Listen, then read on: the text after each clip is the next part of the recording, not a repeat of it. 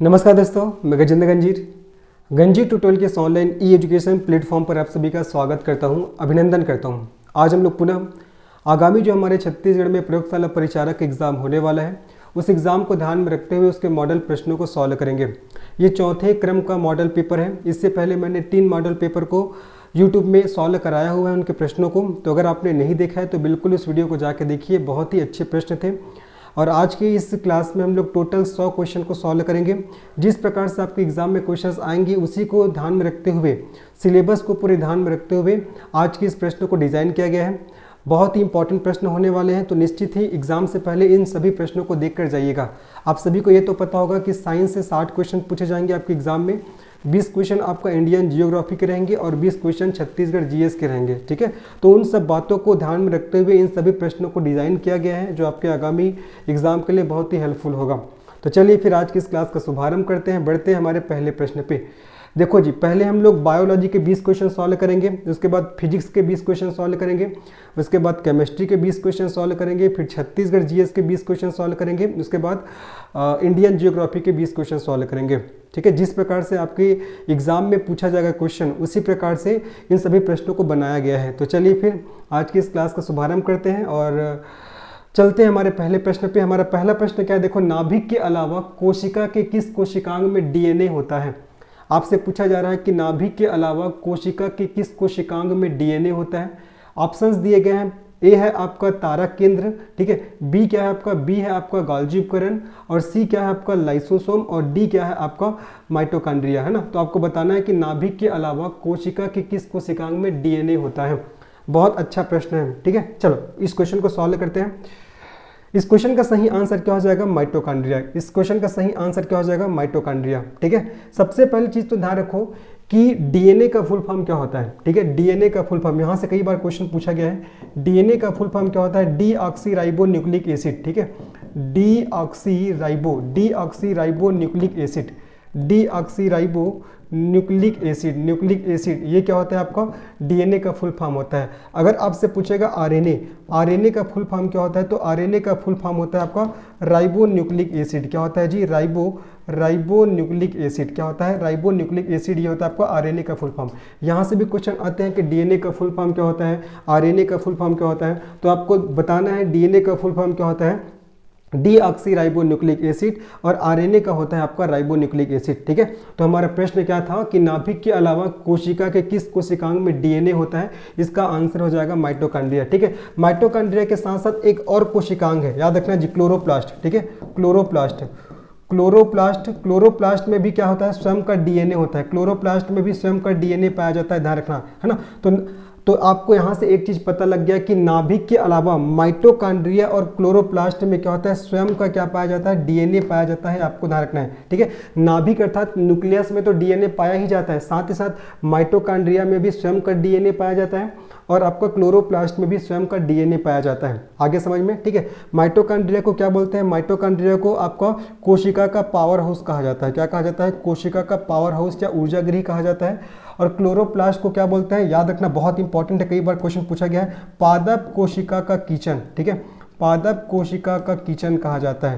Chloroplast को पादप कोशिका का किचन कहा जाता है, ये आपको ध्यान रखना है। और जो क्लोरोप्लास्ट होता है, क्लोरोप्लास्ट ये केवल और केवल आपका पादप कोशिका में पाया जाता है। किस में पाया जाता है, पादप कोशिका में पाया जाता है। ये आपका जंतु कोशिका में नहीं पाया जाता, याद रखिएगा, ये क्वेश्चन पूछा गया ना।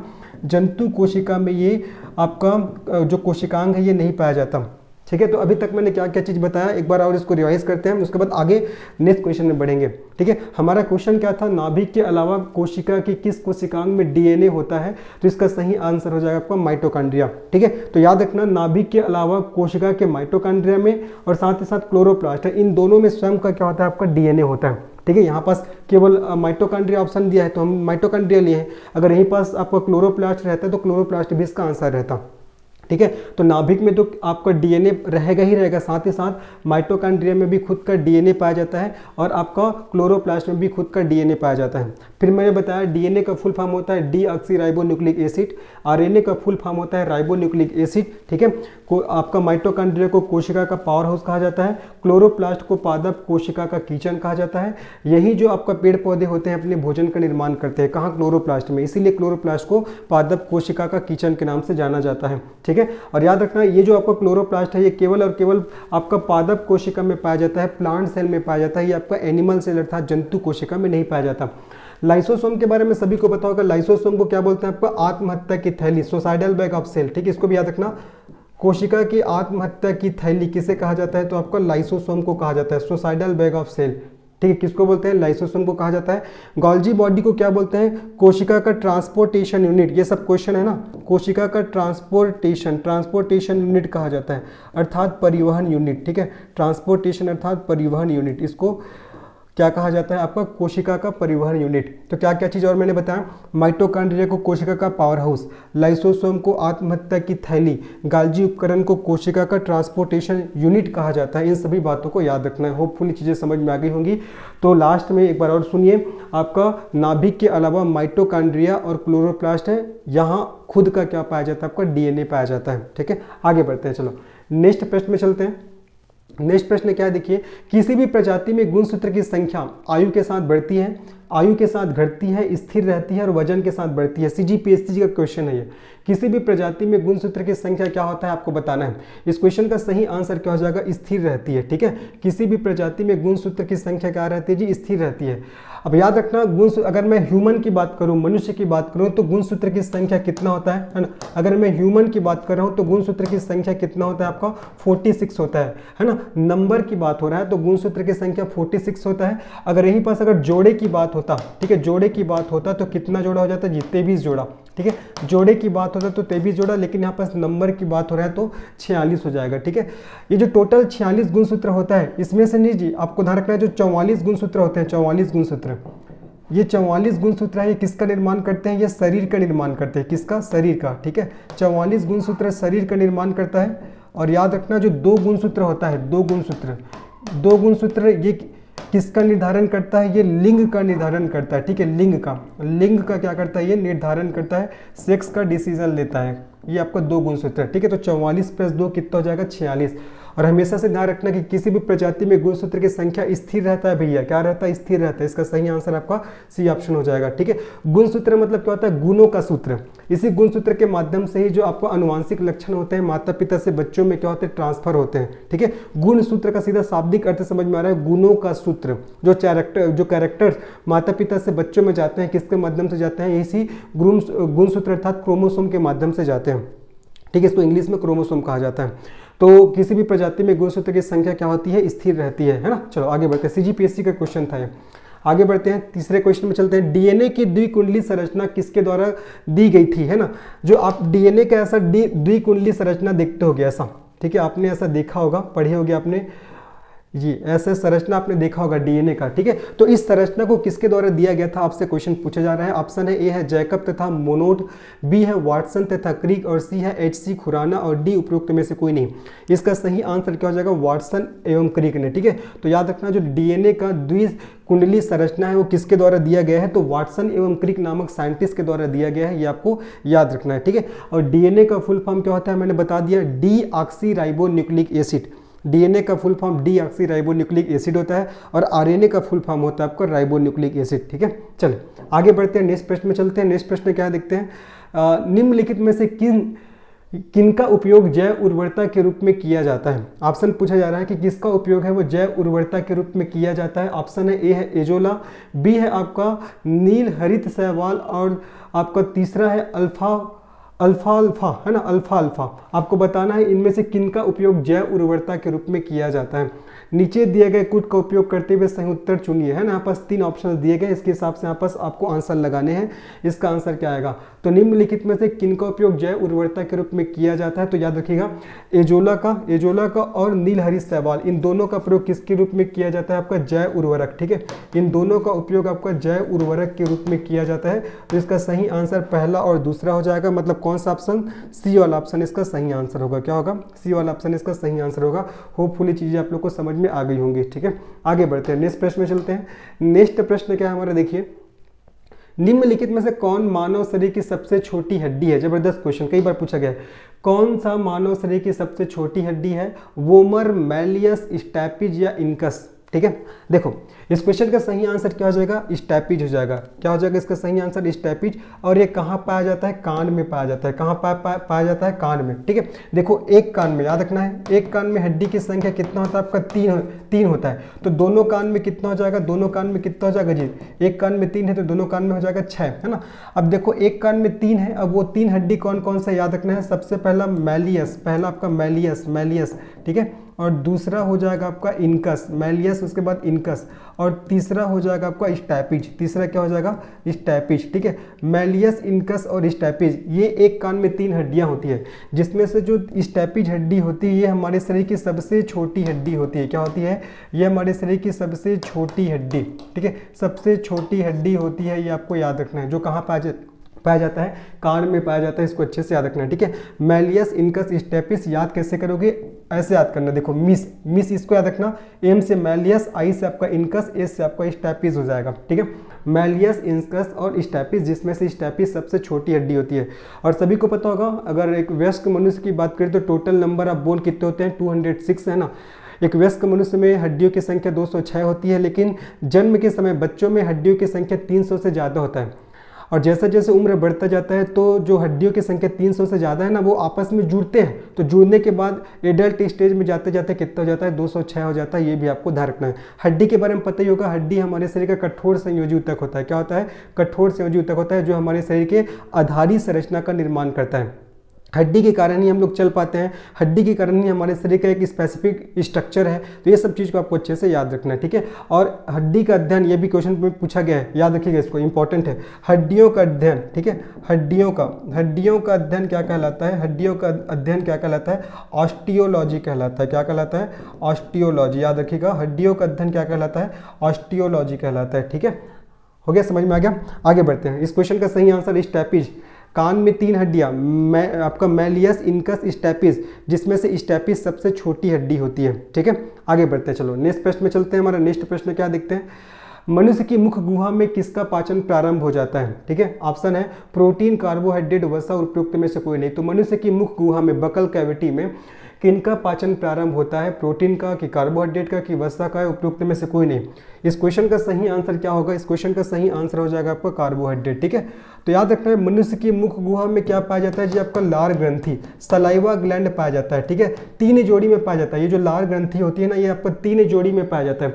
सभी को पता होगा सबलिंगुअल, चलो लिख दे रहा हूँ, सबलिंगुअल। ठीक है, पहला हो जाएगा आपका सबलिंगुअल और दूसरा हो जाएगा आपका सब मैक्सिलरी। पहला सबलिंगुअल, दूसरा सब मैक्सिलरी और तीसरा क्या हो जाएगा आपका पैरोटिड। तीसरा क्या हो जाएगा, पैरोटिड, है ना, पैरोटिड। ये तीनों लार ग्रंथियां होती है ना, जो कहाँ पाया जाता है, हमारे मुख गुहा में। ठीक है, सब लिंगुअल, सब मैक्सिलरी और पैरोटिड, इन तीनों लार ग्रंथियों से ये 2 विशेष प्रकार के एंजाइम का स्त्राव होता है। पहला एंजाइम का नाम है आपका लाइसोजाइम। पहला एंजाइम का नाम क्या है आपका, लाइसोजाइम, जो कि एंटीबॉडी का कार्य करता है। याद रखना, लाइसोजाइम एंजाइम क्या करता है, एंटीबॉडी का कार्य करता है। इसका स्त्रावन कहाँ से हो रहा है, लार ग्रंथि से हो रहा है। ध्यान रखना है सब चीज को, है ना। दूसरा क्या हो जाएगा आपका, दूसरा टाइलिन या एमाइलेज। दूसरा क्या हो जाएगा, टाइलिन या एमाइलेज। ये एकदम व्यापम का एकदम फेवरेट क्वेश्चन जी, है ना, टाइलिन या एमाइलेज। ये जो आपका टाइलिन या एमाइलेज नामक जो एंजाइम होता है, ये किसका पाचन करता है, यही पाचन करता है किसका, कार्बोहाइड्रेट का। किसका पाचन करता है, कार्बोहाइड्रेट का। ये आपको ध्यान रखना है, किसका, कार्बोहाइड्रेट का। ठीक है, तो क्वेश्चन क्या था कि मनुष्य के मुख गुहा में किसका पाचन प्रारंभ हो जाता है, तो कार्बोहाइड्रेट का। और कार्बोहाइड्रेट को पचाने के लिए कौन सा एंजाइम रिस्पॉन्सिबल है, तो टाइलिन या एमाइलेज, ये आपको याद रखना है। हालांकि आपका लार ग्रंथि से लाइसोजाइम नामक एंजाइम का भी स्त्राव होता है, लेकिन जो लाइसोजाइम नामक एंजाइम है ना, ये आपका एंटीबॉडी की तरह कार्य करता है, एंटीबॉडी का कार्य करता है। ठीक है, ये आपको याद रखना है। इस क्वेश्चन का सही आंसर हो जाएगा कार्बोहाइड्रेट। ठीक है, आगे बढ़ते हैं, चले नेक्स्ट क्वेश्चन में चलते हैं। नेक्स्ट क्वेश्चन क्या है हमारा, एंजाइम मूलतः क्या होता है? एंजाइम क्या होता है? शर्करा होता है, विटामिन होता है, प्रोटीन होता है, वसा होता है। ये भी कई बार पूछा गया है। एंजाइम क्या होता है? तो एंजाइम क्या होता है? एक प्रकार का प्रोटीन होता है, ठीक है। एंजाइम क्या करता है, क्या होता है? एक प्रकार का प्रोटीन होता है, ठीक है, प्रोटीन। और एंजाइम का कार्य क्या है? तो एंजाइम का कार्य आपको ध्यान रखना है, ये आपका अभिक्रिया को, ठीक है, ये अभिक्रिया की दर को, अभिक्रिया की दर को बढ़ा या घटा देता है, बढ़ा या घटा देता है, ठीक है। अभिक्रिया की दर को बढ़ा या घटा देता है क्या? आपका एंजाइम, ठीक है। एक और क्वेश्चन पूछा गया था कि एंजाइम को और किस नाम से जानते हैं? जैव उत्प्रेरक, ठीक है, इसको जैव उत्प्रेरक के नाम से जानते हैं, जैव उत्प्रेरक। और उत्प्रेरक का ही फंक्शन होता है ये अभिक्रिया की दर को बढ़ाता है या घटाता है, ठीक है। तो एंजाइम मूलतः क्या है? प्रोटीन है जो किसी अभिक्रिया की दर को बढ़ा देता है या घटा देता है, ठीक है। एक प्रकार से देखा जाए तो एंजाइम जैव उत्प्रेरक की तरह कार्य करता है, ये आपको याद रखना है। और एंजाइम का स्त्रावण, ये भी क्वेश्चन पूछा गया जो मैं लिख रहा हूँ ना, इंपॉर्टेंट है। एंजाइम का स्त्रावण, जो एंजाइम का स्त्रावण होता है वो कहाँ से होता है? एंजाइम का स्त्रावण होता है आपका बाह्य स्त्रावी ग्रंथि से। कहाँ से होता है? बाह्य स्त्रावी ग्रंथि, बाह्य स्त्रावी ग्रंथि, जिसको क्या बोला जाता है इंग्लिश में? आपका एक्सोक्राइन ग्लैंड। क्या बोलते हैं जी? एक्सोक्राइन ग्लैंड, है ना, एक्सोक्राइन ग्लैंड के नाम से जानते हैं इंग्लिश में इसको, ठीक है। याद रखिएगा, हमेशा से याद रखना है कि एंजाइम का स्त्रावण कौन से ग्रंथि से होता है? तो बाह्य स्त्रावी ग्रंथि से। वही अगर आपसे पूछेगा हार्मोन का स्त्रावण किससे होता है? तो हार्मोन का स्त्रावण अंतःस्त्रावी ग्रंथि एंडोक्राइन ग्लैंड से होता है ना। और एंजाइम का स्त्रावण आपका बाह्य स्त्रावी ग्रंथि अर्थात एक्सोक्राइन ग्लैंड से होता है, याद रखिएगा, ठीक है। तो एंजाइम क्या है? एक प्रोटीन है। एंजाइम एक अभिक्रिया की दर को बढ़ा या घटा देती है। एक प्रकार से एंजाइम जैव उत्प्रेरक की तरह कार्य करती है। और एंजाइम का स्त्रावण कहाँ से होता है? तो बाह्य स्त्रावी ग्रंथि से होता है। चीजें क्लियर हो गई होंगी, आगे बढ़ते हैं। चलो नेक्स्ट प्रश्न क्या देखते हैं? मानव शरीर की सबसे बड़ी ग्रंथि कौन सी है? ये भी कई बार पूछा गया। देखो जितने मैंने क्वेश्चन समावित किए हैं बहुत इंपॉर्टेंट है, कहीं ना कहीं आपके एग्जाम में कुछ न कोई एग्जाम में पूछा ही गया है, तो सभी क्वेश्चन बहुत इंपॉर्टेंट है। देखो मानव शरीर की सबसे बड़ी ग्रंथि कौन सी है? यकृत, अग्नाशय, अवटु और अमाशय। अच्छा क्वेश्चन है, तो इस क्वेश्चन का सही आंसर हो जाएगा यकृत, ठीक है। तो मानव शरीर की सबसे बड़ी ग्रंथि कौन सी है? आपका यकृत ग्रंथि है, ठीक है, यकृत, ठीक है, यकृत। अगर यही पास ऐसा क्वेश्चन पूछता है कि मानव शरीर की सबसे बड़ी अंतःस्त्रावी ग्रंथि, सबसे बड़ी अंतःस्त्रावी ग्रंथि, ठीक है, मानव शरीर की सबसे बड़ी अंतःस्त्रावी ग्रंथि, अगर ऐसा क्वेश्चन पूछा रहता तो आपको आंसर क्या लगाना था? थायराइड। अगर मान लो कि ऐसा क्वेश्चन अगर फ्यूचर में पूछे कि मानव शरीर की सबसे बड़ी अंतःस्त्रावी ग्रंथि कौन सी है, तो आपको बताना है थायराइड ग्रंथि, ठीक है। कौन सी ग्रंथि है? थायराइड ग्रंथि, ये आपको ध्यान रखना है। अगर आपसे पूछेगा कि मानव शरीर की सबसे छोटी अंतःस्त्रावी ग्रंथि, सबसे छोटी अंतःस्त्रावी ग्रंथि, ठीक है, सबसे छोटी अंतःस्त्रावी ग्रंथि ये कौन सी ग्रंथि है? तो आपको बताना है कौन सी ग्रंथि है? पीयूष ग्रंथि है। कौन सी ग्रंथि? पीयूष ग्रंथि, ठीक है। लेकिन क्वेश्चन क्या पूछा गया यहाँ पास? मानव शरीर की सबसे बड़ी ग्रंथि कौन सी है पूछा गया। यहाँ पास अंतःस्त्रावी ग्रंथि को मेंशन नहीं किया है ना। याद रखना है, इसका सही आंसर आपका यकृत हो जाएगा। लेकिन यही अगर ऐसा क्वेश्चन रहता है कि सबसे बड़ी अंतःस्त्रावी ग्रंथि, तब आपको लगाना था थायराइड, है ना। या अगर ऐसा पूछेगा कि मानव शरीर की सबसे छोटी अंतःस्त्रावी ग्रंथि कौन सा है, तब आपको लगाना है आंसर क्या? आपका पीयूष ग्रंथि, ठीक है। अमाशय के बारे में तो पता होगा, अमाशय को इंग्लिश में स्टमक कहते हैं। ये हमारे शरीर के लिए अम्लीय माध्यम का निर्माण करता है, ठीक है। इसी अमाशय के अंतर्गत सांद्र HCl भरा होता है। क्या भरा होता है? सांद्र HCl भरा होता है, ये आपको ध्यान रखना है। अग्नाशय के बारे में बहुत इंपॉर्टेंट चीज बता रहा हूँ। अग्नाशय को मिक्स्ड ग्लैंड बोलते हैं। क्या बोलते हैं? मिक्स्ड ग्लैंड, अर्थात मिश्रित ग्रंथि के नाम से जानते हैं। इसे क्यों मिश्रित ग्रंथि बोलते हैं अग्नाशय को? क्योंकि अग्नाशय से आपका एंजाइम का भी स्त्रावन होता है और हार्मोन का भी स्त्रावन होता है, इसीलिए अग्नाशय को मिश्रित ग्रंथि कहते हैं। अब देखो हमने क्या क्या यहाँ पर सीखा। सबसे बड़ी ग्रंथि अगर पूछेगा तो यकृत, सबसे बड़ी अंतःस्त्रावी ग्रंथि तो थायराइड, सबसे छोटी अंतःस्त्रावी ग्रंथि तो आपका पीयूष ग्रंथि। उसके बाद मैंने बताया कि हमारे शरीर के लिए अम्लीय माध्यम का निर्माण कौन करता है? अमाशय करता है। उसके बाद मैंने बताया कि मिश्रित ग्रंथि कौन सा है, तो आपका अग्नाशय ग्रंथि। आगे समझ में, ठीक है। चलो आगे बढ़ते हैं, नेक्स्ट प्रश्न में बढ़ते हैं। नेक्स्ट प्रश्न क्या हमारा? शरीर के किस भाग में पित्त का निर्माण होता है, ठीक है। शरीर के किस भाग में पित्त का निर्माण होता है, ये भी जबरदस्त क्वेश्चन है। यकृत, पित्ताशय की थैली, तिल्ली या पैंक्रियास, बताना है कहाँ पित्त का निर्माण होता है। बहुत ट्रिकी क्वेश्चन है, यहाँ से क्वेश्चन पूछते हैं, इसीलिए देखो याद रखना किस भाग में पित्त रस का निर्माण होता है। तो पित्त रस का निर्माण कहाँ होता है? यकृत में होता है, लीवर में होता है, ठीक है। निर्माण कहाँ होता है? जो आपका लीवर में अर्थात यकृत में होता है निर्माण, है ना। लेकिन याद रखना जो पित्त का निर्माण जो लीवर है अर्थात यकृत में हो रहा है, तो इसका स्टोरेज कहाँ होता है? इसका संग्रहण, ठीक है, इसका स्टोरेज कहाँ होता है? इसका स्टोरेज होता है पित्ताशय में, ठीक है, गाल ब्लेडर में, ठीक है। तो निर्माण कहाँ होगा, लीवर अर्थात यकृत में होगा, ठीक है। और इसको स्टोर कहाँ किया जाएगा, तो आपका पित्ताशय में, गाल ब्लेडर में, ठीक है। तो शरीर के किस भाग में पित्त का निर्माण होता है, पूछा गया ना, निर्माण होता है तो कहाँ निर्माण होता है, यकृत में होता है। लेकिन इसको स्टोर करके, संग्रहण करके कहाँ रखा जाता है, तो पित्ताशय में रखा जाता है। तो याद रखिएगा इसका सही आंसर क्या हो जाएगा, आपका ए हो जाएगा। क्या हो जाएगा, ए, ठीक है। तो आपका पित्त का निर्माण कहाँ होता है, यकृत में होता है। और उसको स्टोर कहाँ करके रखा जाता है, तो आपको गाल ब्लेडर में अर्थात पित्ताशय में याद रखना है। आगे बढ़ते हैं। नेक्स्ट प्रश्न क्या है हमारा, निम्नलिखित में से कौन सा विटामिन एवं उनकी कमी वाला रोग सुमेलित नहीं है। आपको सुमेलित नहीं है पूछा गया है। देखो कैल्सीफेरॉल, यहाँ पास क्या दिया गया है, इधर ना पूरा विटामिन के आपका केमिकल नाम दिए गए हैं।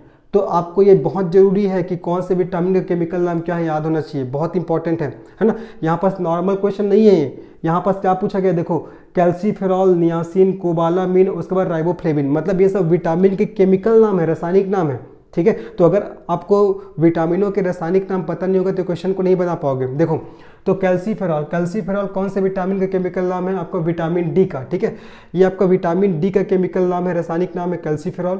नियासिन, नियासिन कौन से विटामिन का केमिकल नाम है, तो विटामिन बी3 का। मैंने जो साइंस मैराथन क्लास मैंने पूरा पढ़ाया उसमें पूरा हर चीज़ को मैंने डिस्कस किया है जी, कौन से विटामिन का कौन सा रासायनिक नाम है, उसको जाके देखिएगा। अभी मैं पुनः नहीं बताऊंगा, नहीं तो बहुत समय हो जाएगा, हमको 100 प्रश्न सॉल्व करने हैं, ठीक है। उस वीडियो को आप लोग देखिएगा, साइंस मैराथन करके मैंने प्लेलिस्ट बनाया हुआ है, उसमें पूरा अपलोडेड है सब वीडियो, ठीक है। तो देखो कैल्सीफेरॉल विटामिन डी का केमिकल नाम है, नियासिन विटामिन बी3 का केमिकल नाम है, कोबालामिन विटामिन बी12 का केमिकल नाम है, और राइबोफ्लेविन विटामिन आपका बी2 है ना, विटामिन बी2 का केमिकल नाम है। ओके, अब पूछा जा रहा है कि कौन सा विटामिन एवं उनकी कमी से होने वाला रोग सुमेलित नहीं है, तो कैल्सीफेरॉल अर्थात तो विटामिन डी। तो विटामिन डी की कमी से अस्थिर रुग्णता होता है, मतलब हड्डियों से रिलेटेड प्रॉब्लम आती है। तो पहला वाला बिल्कुल सही है, ठीक है। याद रखना है विटामिन डी की कमी से, विटामिन डी की कमी से ना बच्चों में, विटामिन डी की कमी से बच्चों में क्या होता है, रिकेट्स नामक रोग होता है। क्या होता है, रिकेट्स नामक रोग, है ना। और वयस्कों में क्या होता है जी, वयस्कों में होता है आपका ऑस्टियोमैलेशिया, ऑस्टियोमैलेशिया। वयस्कों में क्या होता है आपका ऑस्टियोमैलेशिया होता है, ये आपको याद रखना है, ठीक है। तो विटामिन डी की कमी से बच्चों में रिकेट्स नामक रोग होता है और वयस्कों में ऑस्टियोमैलेशिया होता है, ठीक है। ये सब हड्डियों से संबंधित बीमारी है। इसमें क्या होता है, या बच्चों का और वयस्कों का जो हड्डी है अच्छे से ग्रोथ नहीं कर पाता, ठीक है। शरीर एकदम फिर क्या हो जाता है, कमज़ोर हो जाता है। तो पहला वाला सही है। नियासिन अर्थात विटामिन बी3 का केमिकल नाम नियासिन है और इसकी कमी से पैलेग्रा रोग होता है, ये भी हमारा बिल्कुल सही है, ये हमारा सही है ना। ये जो पैलेग्रा नामक डिजीज़ में क्या होता है, पूरे शरीर में फफोले आ जाते हैं। फफोले मतलब जैसे कि अगर कभी जलता है हमारे बॉडी में, जलने के बाद एक छोटा सा वहाँ पास वो आ जाता है फफोला टाइप का, और उसके अंदर पानी भर जाता है। सेम वही सिम्टम्स पूरे आ जाते हैं किसके केस में, पैलेग्रा के केस में। तो दूसरा भी हमारा सही है। कोबालामिन, कोबालामिन मतलब ये आपका विटामिन बी12 का केमिकल नाम है, साइनोकोबालामिन। और इसी विटामिन बी12 में कोबाल्ट पाया जाता है। व्यापम का पूछा गया क्वेश्चन है कि कौन से विटामिन में कोबाल्ट पाया जाता है, तो विटामिन बी12 में, जिसका केमिकल नाम कोबालामिन है। और इसकी कमी से संघानित रक्ताल्पता, है ना, बिल्कुल सही है। आपका विटामिन आपका जो बी12 है, जिसका रासायनिक नाम कोबालामिन है, इसकी कमी से आपका रक्ताल्पता होता है। इसको क्या बोलते हैं, एक प्रकार से एनीमिया, इसी को एनीमिया के नाम से जानते हैं। मतलब एनिया मतलब बोला जाए तो हमारे शरीर में रक्त की कमी हो जाना, है ना, ब्लड की कमी हो जाना, शरीर में रक्त की कमी हो जाना, इसी को एनीमिया नामक बीमारी बोलते हैं, ठीक है। तो तीसरा भी सही है। चौथा राइबोफ्लेविन अर्थात विटामिन बी2। तो विटामिन बी2 की कमी से बेरी बेरी रोग नहीं होता भैया। जो बेरी बेरी रोग होता है ना, ये आपका विटामिन बी1 अर्थात थियामिन, विटामिन बी1 जिसका केमिकल नाम है क्या, थियामिन, इसकी कमी से बेरी बेरी नामक रोग होता है, जिसमें वजन तीव्रता से घटने लग जाता है। लेकिन यहाँ पास बोला गया है कि विटामिन बी2 अर्थात राइबोफ्लेविन की कमी से बेरी बेरी होता है, तो ये आपका गलत हो जाएगा, ठीक है, याद रखना है जी। राइबोफ्लेविन की कमी से कौन सा रोग होता है, किलोसिस नामक रोग होता है। कौन सा रोग होता है, किलोसिस। जबकि यहाँ पास क्या दिया गया है आपका, बेरी बेरी। तो बेरी बेरी जो होता है वो थियामिन अर्थात विटामिन बी1 की कमी से होता है, जबकि आपका राइबोफ्लेविन अर्थात विटामिन बी2 की कमी से कौन सा रोग होता है, आपका किलोसिस होता है, याद रखिएगा, ठीक है। विटामिन बी1 का केमिकल नाम थियामिन है, विटामिन बी2 का केमिकल नाम राइबोफ्लेविन। विटामिन बी1 की कमी से कौन सा रोग होता है आपका, बेरी बेरी। और विटामिन बी2 की कमी से कौन सा रोग होता है, किलोसिस। सब चीज़ को अच्छे से याद रखना है, ठीक है। बाकी आप उसमें जाइएगा साइंस मैराथन में, मैंने पूरा सब विटामिन के बारे में, कार्बोहाइड्रेट के बारे में, फैट के बारे में सब अच्छे से पढ़ाया हुआ है, तो जाके उसको देखिए, ठीक है। चलिए आगे बढ़ते हैं। आगे बढ़ते हैं, नेक्स्ट प्रश्न में चलते हैं। इसका सही आंसर क्या होगा, कौन सा सुमेलित नहीं है, तो आपका डी ऑप्शन, ठीक है, इसका सही आंसर डी ऑप्शन हो जाएगा। चलिए आगे बढ़ते हैं, नेक्स्ट प्रश्न में चलते हैं। नेक्स्ट प्रश्न क्या हमारे, देखिए, घाव को भरने में सहायक विटामिन है, मतलब कौन सा विटामिन है जो घाव को भरने में सहायता प्रदान करता है, ये भी एसीएफ का क्वेश्चन है। Vitamin B, vitamin C, vitamin A, vitamin D, ठीक है। तो घाव को भरने में कौन सा विटामिन सहायक है, तो याद रखिएगा इसका सही आंसर हो जाएगा आपको विटामिन सी, ठीक है, विटामिन सी। और विटामिन सी का केमिकल नाम क्या है आपका, एस्कॉर्बिक एसिड, क्या है जी, एस्कॉर्बिक एसिड। विटामिन सी का केमिकल नाम एस्कॉर्बिक एसिड है और इसी विटामिन है, यही जो विटामिन है ये क्या करता है, ये घाव को भरने में, ठीक है, घावों को भरने में सहायता प्रदान करता है, ठीक है। और जो विटामिन सी किस में पाया जाता है, जो खट्टे फलों में, ठीक है, खट्टे फलों में, जो सीट्रस फ्रूट्स होते हैं ना, खट्टे फल होते हैं, उसमें पाया जाता है। जैसे कि आपका नींबू वर्ग के जो फल होते हैं, नींबू वर्ग के, है ना, नींबू हो जाएगा, मौसम्बी हो जाएगा, संतरा हो जाएगा, इन सब में पाया जाता है। मतलब देखा जाए तो जो खट्टे फल होते हैं उसमें आपको विटामिन सी पाया जाता है, जिसका केमिकल नाम एस्कॉर्बिक एसिड है, जो घाव को भरने में सहायता प्रदान करता है। और विटामिन सी की कमी से कौन सा रोग होता है, स्कर्वी नामक रोग। अभी सीजीपीएससी का क्वेश्चन था, विटामिन सी की कमी से स्कर्वी नामक रोग, है ना, स्कर्वी नामक रोग होता है, ये आपको याद रखना है। तो इस क्वेश्चन का सही आंसर क्या होगा, घाव को भरने में सहायक विटामिन कौन सा है, विटामिन सी हो जाएगा, ठीक है।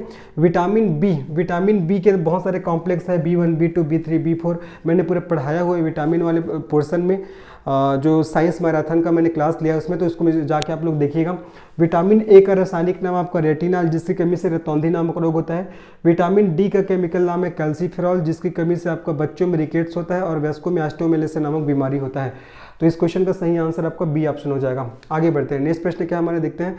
नेक्स्ट प्रश्न है, निम्नलिखित में से कौन सा सुमेलित नहीं है, अच्छा प्रश्न है। क्लोरोफिल में आपका मैग्नीशियम पाया जाता है, बिल्कुल सही है। ये हमारे छत्तीसगढ़ में जो एसआई का एग्जाम हुआ था ना, उसमें पूछा गया था।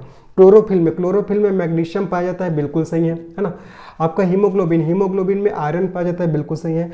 जो आयरन तत्व पाया जाता है किसमें, हीमोग्लोबिन में, इसी कारण हीमोग्लोबिन का रंग कैसा होता है आपका, लाल होता है। दूसरा भी सही है। तीसरा, खाने का नमक सोडियम क्लोराइड, तो सोडियम तो दिया हुआ है तो बिल्कुल सही है। कपड़े धोने का सोडा पोटेशियम, ये आपका गलत है। ये आपका इस साल सीजीपीएससी में पूछा गया। देखो, कपड़े धोने का सोडा, जिसको धावन सोडा के नाम से भी जानते हैं, किस नाम से जानते हैं, धावन सोडा। ये क्या होता है, कपड़े धोने का सोडा, इसका आपका रासायनिक फार्मूला क्या होता है, सोडियम कार्बोनेट। क्या हो जाएगा इसका, सोडियम कार्बोनेट। रासायनिक नाम क्या हो जाएगा, सोडियम कार्बोनेट हो जाएगा। जबकि आपके पास पोटेशियम दिया है तो ये क्या हो जाएगा आपका, गलत हो जाएगा। क्या हो जाएगा, गलत, है ना। लेकिन याद रखना, कपड़े धोने के सोडे का भी धावन सोडा बोलते हैं, जिसका आपका रासायनिक नाम सोडियम कार्बोनेट है। और जो खाने का सोडा होता है, ब्लीचिंग पाउडर, जिसका रासायनिक नाम क्या हो जाएगा आपका, सोडियम बाइकार्बोनेट, याद रखिएगा, ठीक है। तो इसमें से कौन सा जोड़ा सुमेलित नहीं है, तो फोर्थ वाला डी वाला ऑप्शन है हमारा सुमेलित नहीं है। बाकी क्लोरोफिल में मैग्नीशियम पाया जाता है, बिल्कुल सही है। हीमोग्लोबिन में आयरन पाया जाता है, बिल्कुल सही है। खाने के नमक में सोडियम होता है, बिल्कुल सही है। सोडियम क्लोराइड को तो बोलते हैं खाने का नमक, है ना। उसके बाद आपका कपड़े धोने का सोडा, जिसको धावन सोडा के नाम से भी जानते हैं, वो सोडियम कार्बोनेट होता है। जबकि आपके पास पोटेशियम दिया है तो ये वाला जोड़ा क्या हो जाएगा, गलत हो जाएगा। आगे बढ़ते चलिए, नेक्स्ट प्रश्न क्या हमारा, स्तनधारियों में श्वसन कहाँ होता है, क्लोम द्वारा, श्वास नली द्वारा, त्वचा द्वारा या फेफड़ा द्वारा, है ना। सीधा से समझ में आ रहा है। तो स्तनधारियों में मतलब मेमल्स में, जो मेमल्स होते हैं वो अधिकतर जो श्वसन कहाँ से करते हैं, तो आपको बताना है। इसका सही आंसर फेफड़ा हो जाएगा, लंग्स हो जाएगा, ठीक है। तो जो आपके स्तनधारी होते हैं वो लंग्स से क्या करते हैं, श्वसन करते हैं। हमारे मुख और नाक क्या है, वो तो सांस को अंदर लेने और बाहर छोड़ने का एक क्या है, मार्ग है, ठीक है। लेकिन एक्चुअल में श्वसन की प्रक्रिया होता क्या है, तो हमारे लंग्स में होता है, आपको याद रखना है जी, ठीक है। आगे बढ़ते हैं, चलो नेक्स्ट प्रश्न में चलते हैं। नेक्स्ट प्रश्न क्या हमारा, कार्बन मोनोऑक्साइड विषाक्तता निम्नलिखित में से किसको मुख्यतः प्रभावित करती है, पाचन क्रिया को, लीवर की कार्यशीलता को, किडनी की कार्यशीलता को, या रक्त की ऑक्सीजन को वहन करने की क्षमता को। बताना है कि कार्बन मोनोऑक्साइड विषाक्तता निम्नलिखित में से किसको मुख्यतः प्रभावित करती है, ये आपको याद रखना है। आपको इसका आंसर बताना है। चलो, इस क्वेश्चन का सही आंसर क्या होगा, देखो, कार्बन मोनोऑक्साइड विषाक्तता निम्नलिखित में से किसको प्रभावित करती है, तो इसका सही आंसर हो जाएगा आपका डी वाला ऑप्शन, रक्त की ऑक्सीजन को वहन करने की क्षमता, ठीक है। जो कार्बन मोनोऑक्साइड है, याद रखना, ये कार्बन मोनोऑक्साइड है वो हीमोग्लोबिन के साथ मिलकर किसका निर्माण कर लेता है, कार्बोक्सी हीमोग्लोबिन का, ठीक है। किसका निर्माण कर लेता है, कार्बोक्सी कार्बोक्सी हीमोग्लोबिन का निर्माण कर लेता है।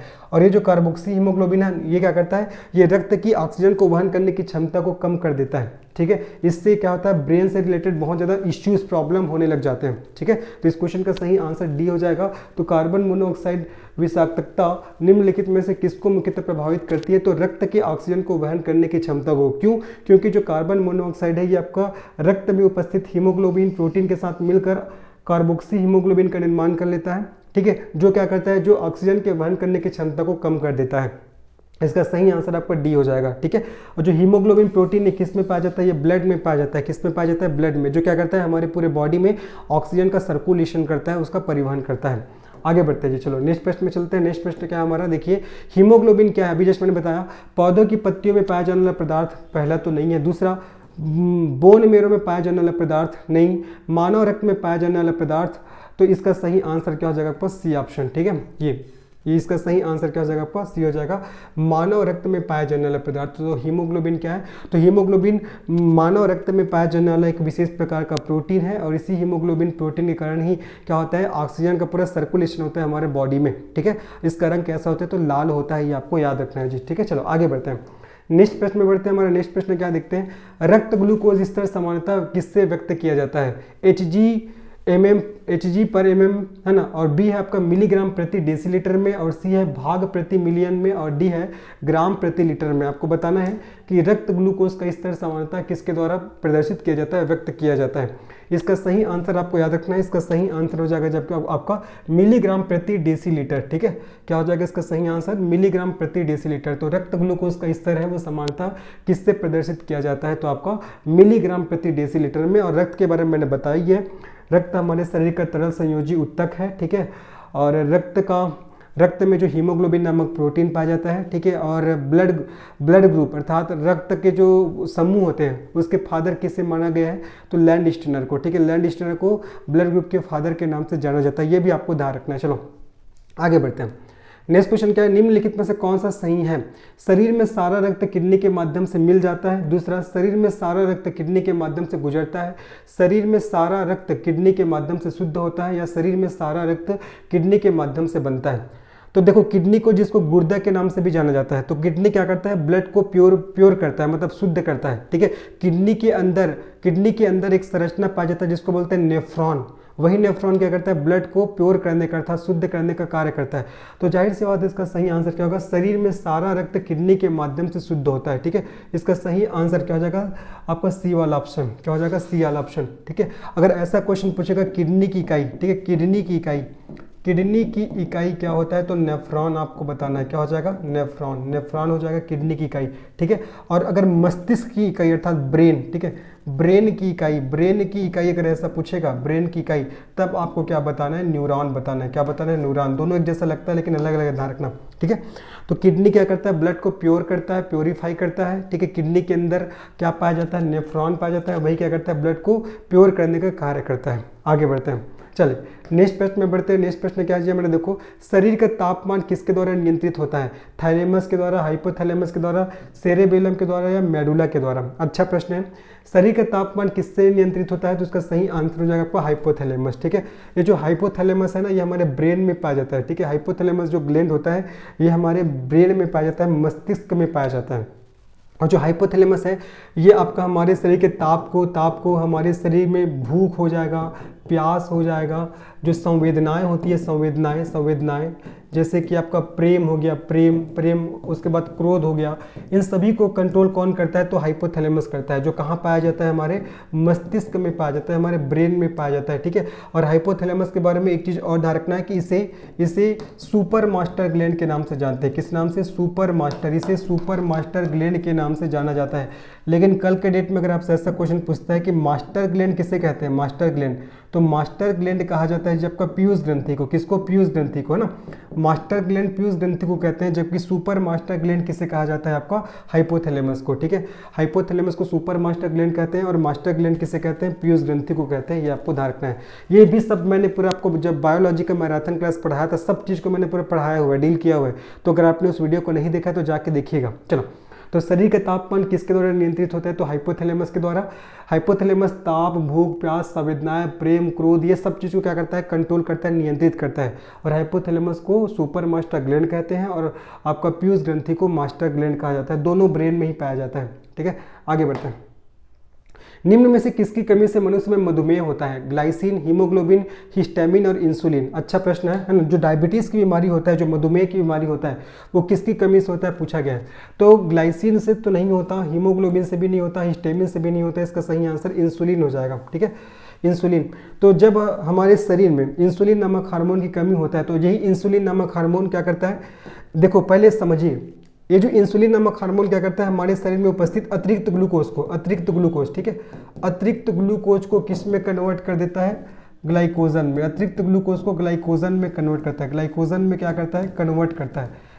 ग्लाइकोजन में कन्वर्ट करता है। कौन करता है? इंसुलिन करता है। ठीक है, अब देखो अगर इंसुलिन की कमी हो जाएगा तो ये क्या होगा? हमारे शरीर में रक्त में उपस्थित अतिरिक्त ग्लूकोज को ग्लाइकोजन में कन्वर्ट नहीं कर पाएगा, जिससे क्या होगा? रक्त में ग्लूकोज का लेवल बढ़ जाएगा। तो उसी को तो बोलते हैं मधुमेह की बीमारी। आगे समझ में। इंसुलिन का फंक्शन क्या होता है? वो हमारे शरीर में रक्त में उपस्थित अतिरिक्त ग्लूकोज को ग्लाइकोजन में कन्वर्ट करता है। तो अगर भैया इंसुलिन की मात्रा कम हो जाएगा तो क्या होगा? वो जो रक्त में जो अतिरिक्त ग्लूकोज है वो ग्लाइकोजन में कन्वर्ट नहीं हो पाएगा, है ना। तो क्या होगा? फिर ब्लड में आपका शुगर का लेवल बढ़ जाएगा। उसी को बोलते हैं कौन सी बीमारी? मधुमेह की बीमारी। याद रखिएगा। देखो कई लोग बोलते हैं कि आपका मीठा खाने से मधुमेह होता है। ऐसा नहीं है भैया, हाँ।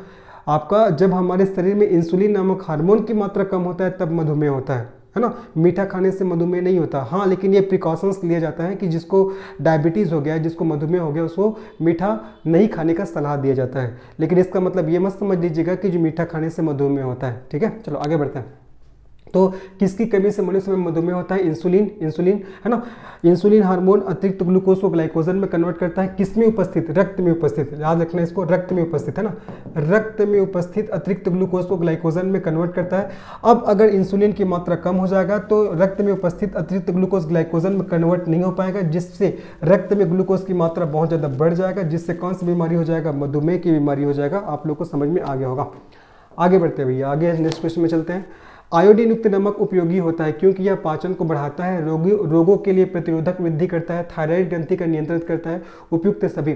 आयोडीन युक्त नमक, आप लोगों ने इसका एड्स देखे होंगे टीवी में। ठीक है, देखो आयोडीन युक्त नमक उपयोगी किस लिए होता है? क्योंकि ये थायराइड ग्रंथि का नियंत्रित करता है। ठीक है, नियंत्रण करता है, याद रखना है जी। ये क्या करता है? थायराइड ग्रंथि का नियंत्रण करता है, याद रखना है। आयोडीन नमक, ठीक है। और आयोडीन नमक की कमी से कौन सा रोग हो जाता है? घेंघा नामक रोग। याद रखना है इसको। आयोडीन नमक की कमी से घेंघा नामक रोग होता है। ठीक है, आयोडीन नमक की कमी से, इसकी कमी से कौन सा रोग होता है? आपका घेंघा नामक रोग होता है। ये भी आपको अच्छे से याद रखना है। और आयोडीन युक्त नमक है, ये किस लिए उपयोगी है? क्योंकि ये थायराइड ग्रंथि का क्या करता है? नियंत्रण करता है। थायराइड ग्रंथि कहाँ पाया जाता है? हमारे गला में पाया जाता है। और थायराइड ग्रंथि के बारे में मैंने क्या बताया था आपको कि ये हमारे शरीर की सबसे बड़ी अंतःस्रावी ग्रंथि है। ठीक है, चलो एक बार और लिख लेता हूँ मैं। जो थायराइड ग्रंथि होता है हमारे शरीर की सबसे बड़ी क्या होता है? अंतःस्रावी ग्रंथि। ठीक है, हमारे शरीर की सबसे बड़ी अंतःस्रावी ग्रंथि होता है। कौन सा ग्रंथि? थायराइड ग्रंथि। और थायराइड ग्रंथि के लिए आपका आयोडीन नमक बहुत ही महत्वपूर्ण है। और अगर आयोडीन आप नहीं लोगे तो घेंघा नामक बीमारी होने की पॉसिबिलिटी रहती है। ठीक है, याद रखिएगा। चलो आगे बढ़ते हैं, नेक्स्ट प्रश्न में चलते हैं। हमारा नेक्स्ट प्रश्न क्या है देखते हैं। नेक्स्ट प्रश्न, निषेचन की क्रिया कहाँ होती है? फर्टिलाइजेशन का प्रोसेस कहाँ होता है? जबरदस्त क्वेश्चन है। यूटेरस अर्थात गर्भाशय में, ओविडक्ट अर्थात अंडवाहिनी में, ओवरी अर्थात अंड ग्रंथि में और योनि मार्ग अर्थात वेजाइना में। बताना है कि जो फर्टिलाइजेशन की प्रोसेस होता है वो कहाँ होता है। देखो समझिएगा अच्छे से, मैं जो बताऊंगा। देखो जो महिलाओं के शरीर में उसके गर्भाशय में, है ना, अर्थात यूटेरस में, उसके गर्भाशय अर्थात यूटेरस में किसका निर्माण होता है? ओवम का। ठीक है, ओवम को क्या बोलते हैं? अंडाणु। ठीक है, ओवम अर्थात अंडाणु। मैंने क्या बोला कि महिलाओं के शरीर में क्या होता है? उसके गर्भाशय में किसका निर्माण होता है? ओवम का अर्थात अंडाणु का निर्माण होता है। ठीक है, और यही जब ओवम अर्थात अंडाणु का निर्माण हो जाता है तो ये अंडाणु है वो कहाँ जाके? फेलोपियन ट्यूब में। कहाँ? फेलोपियन ट्यूब में जाकर किसका वेट करते रहता है? स्पर्म का वेट करते रहता है। स्पर्म को क्या करता रहता है? वेट करते रहता है। मैंने क्या बोला कि महिलाओं के शरीर में उसके यूटेरस में ओवम अर्थात अंडाणु का निर्माण होता है। और जब ये अंडाणु का निर्माण हो जाता है तो अब ये कहाँ जाता है? आपका यहाँ अंडवाहिनी में। इसी को बोलते हैं ओविडक्ट। इसको क्या बोलते हैं? आपका ओविडक्ट में जाकर क्या करता रहता है? वो स्पर्म का वेट करते रहता है। देखो ओवम का निर्माण कहाँ हो रहा है? गर्भाशय में निर्माण हुआ। निर्माण होने के बाद अब ये कहाँ चला गया, कहाँ चला गया जी आप, इसका निर्माण, सॉरी एक थोड़ा सा यहाँ पास मुझसे गलती हो गया था। देखो आपका ओवम का निर्माण कहाँ होता है, आपका ओरी में होता है। कहाँ होता है, ओरी में, ठीक है, ये ओरी में होता है जी, ओरी में, है ना। ओवम का निर्माण कहाँ होता है, ओरी में होता है। थोड़ा सा पास मिस्टेक हो गया था, इसको समझिएगा। ओवम का निर्माण कहाँ होता है, ओरी में होता है, ओरी में होगा। अब ये ओरी में जो ओवम का निर्माण हुआ है ना, ये कहाँ जाएगा, ये जाएगा कहाँ, आपका ओविडक्ट में, ओविडक्ट में जाएगा। और किसका वेट करता है, ये आपका स्पर्म का वेट करता है। और यदि इस बीच आपका मेल और फीमेल में आपका सेक्सुअल रिलेशनशिप बनते हैं तो क्या होगा, जो आपका मेल का स्पर्म फीमेल के ओवम से मिलेगा और किसका निर्माण कर लेगा, जाइगोट का, ठीक है। इस प्रकार से फिर जाइगोट से उसका जब सेल डिवीजन होगा फिर बच्चे का निर्माण होता है, ठीक है। ये आपको ध्यान रखना है। तो निषेचन की क्रिया कहाँ पर होती है, तो ओविडक्ट में होता है, याद रखना है, ठीक है। ओविडक्ट में होता है, बहुत इंपॉर्टेंट है, आपको ओरी नहीं लेना है इसका आंसर, ठीक है। एक बार और ध्यान से सुनिए, यहाँ पर थोड़ा सा मुझसे गलती हुआ था, फिर से एक बार अच्छे सुनिए। देखो होता क्या है, अगर मैं महिलाओं के शरीर की बात करूँ तो उसके ओरी में ओवम का निर्माण होता है। किसका निर्माण होगा, ओवम का, अर्थात अंडाणु का। अब जब ओवम का निर्माण हो जाता है तो निर्माण होने के बाद ये ओवम कहाँ चला जाता है, आपका अंडवाहिनी में चला जाता है ना। ओवम कहाँ जाएगा, आपको अंडवाहिनी में जाएगा। और अंडवाहिनी में जाकर किसका वेट करते रहता है, स्पर्म का।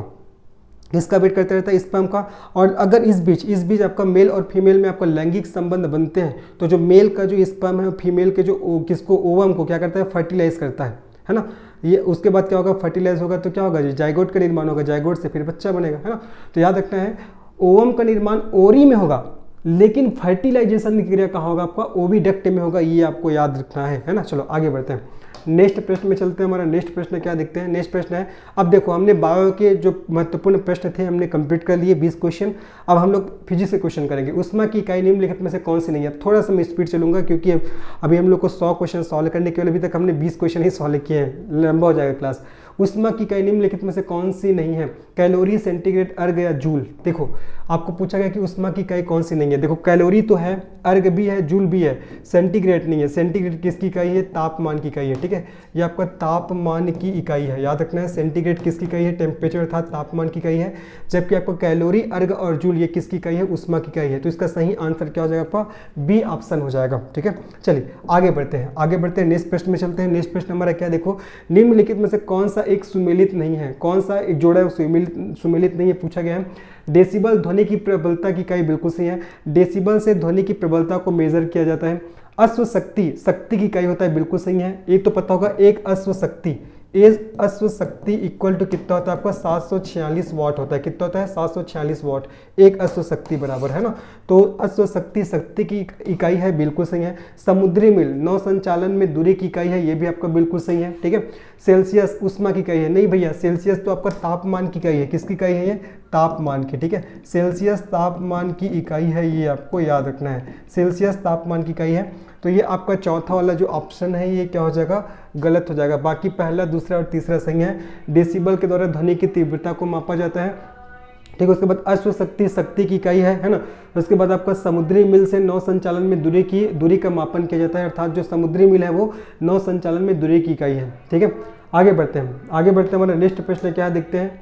नेक्स्ट प्रश्न है हमारा, चलो देखो, सोनार में हम उपयोग करते हैं, सोनार रेडियो तरंगों का, श्रव्य ध्वनि की तरंगों का, पराश्रव्य तरंगों का या अश्रव्य तरंगों का। आपको बताना है सोनार में किसका प्रयोग किया जाता है, ठीक है।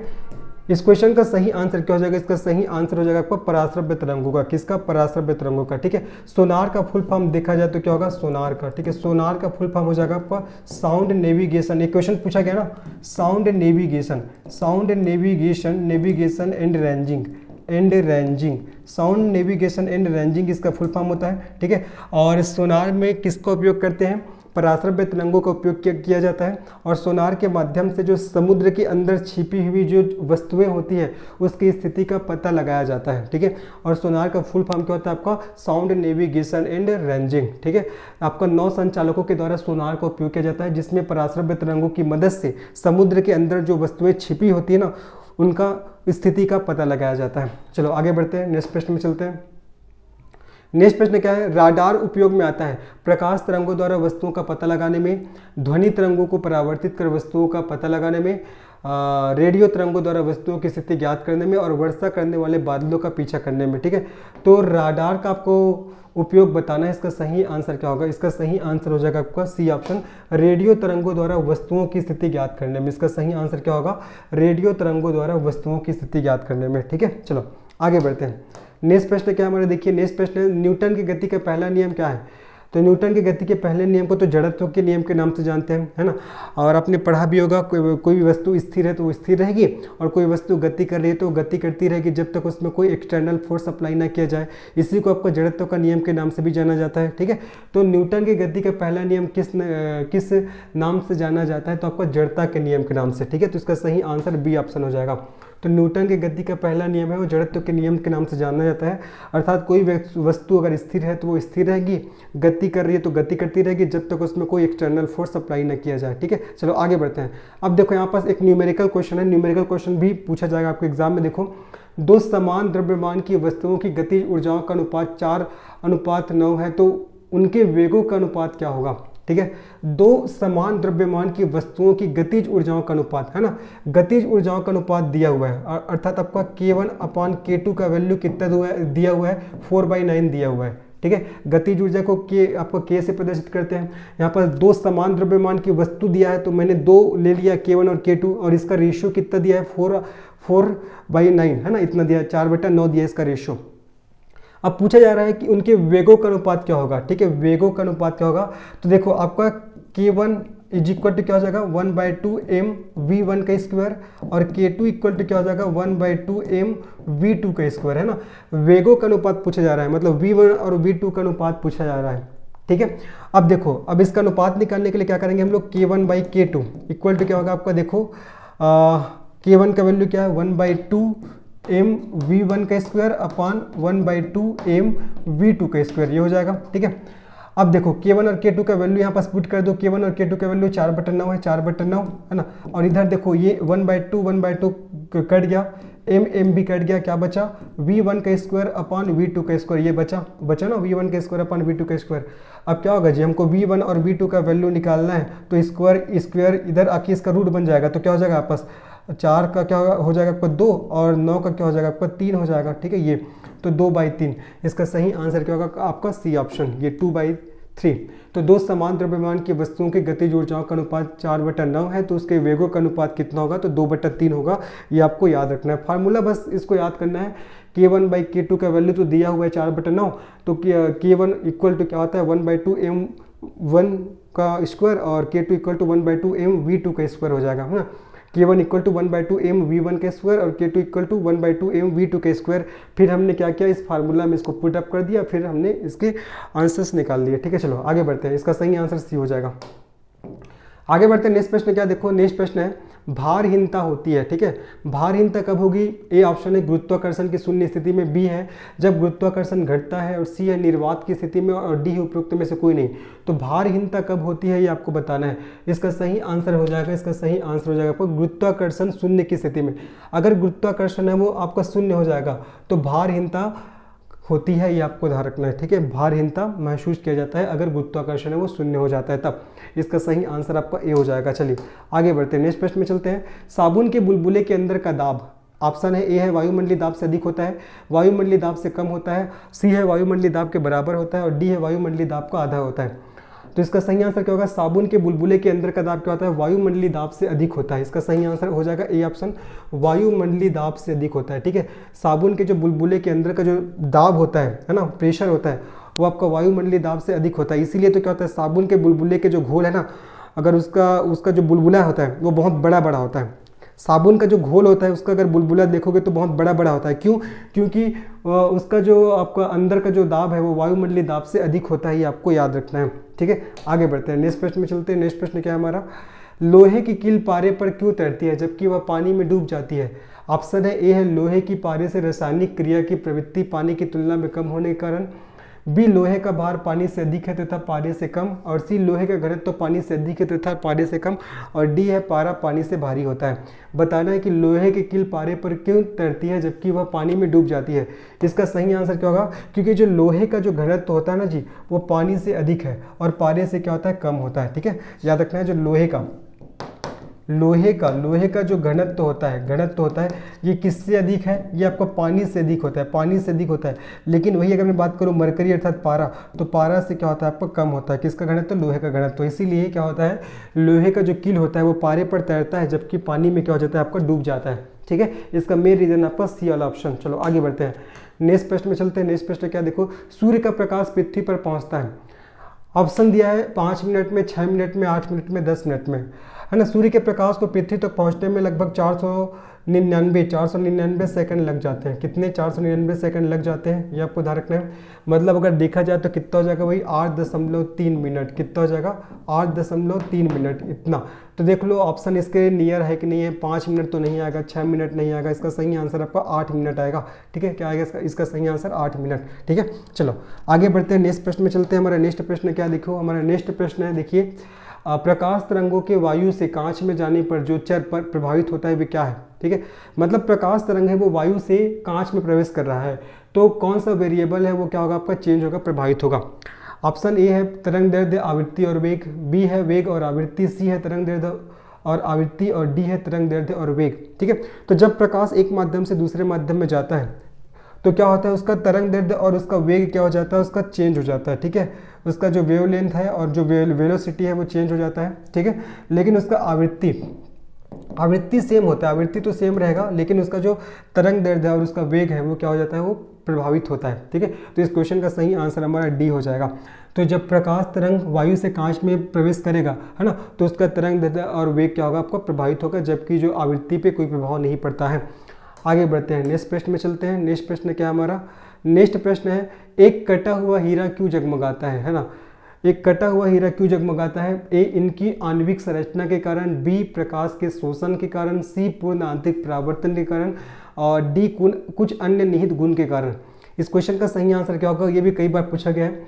तो एक कटा हुआ हीरा क्यों जगमगाता है, तो पूर्ण आंतरिक परावर्तन के कारण, है ना।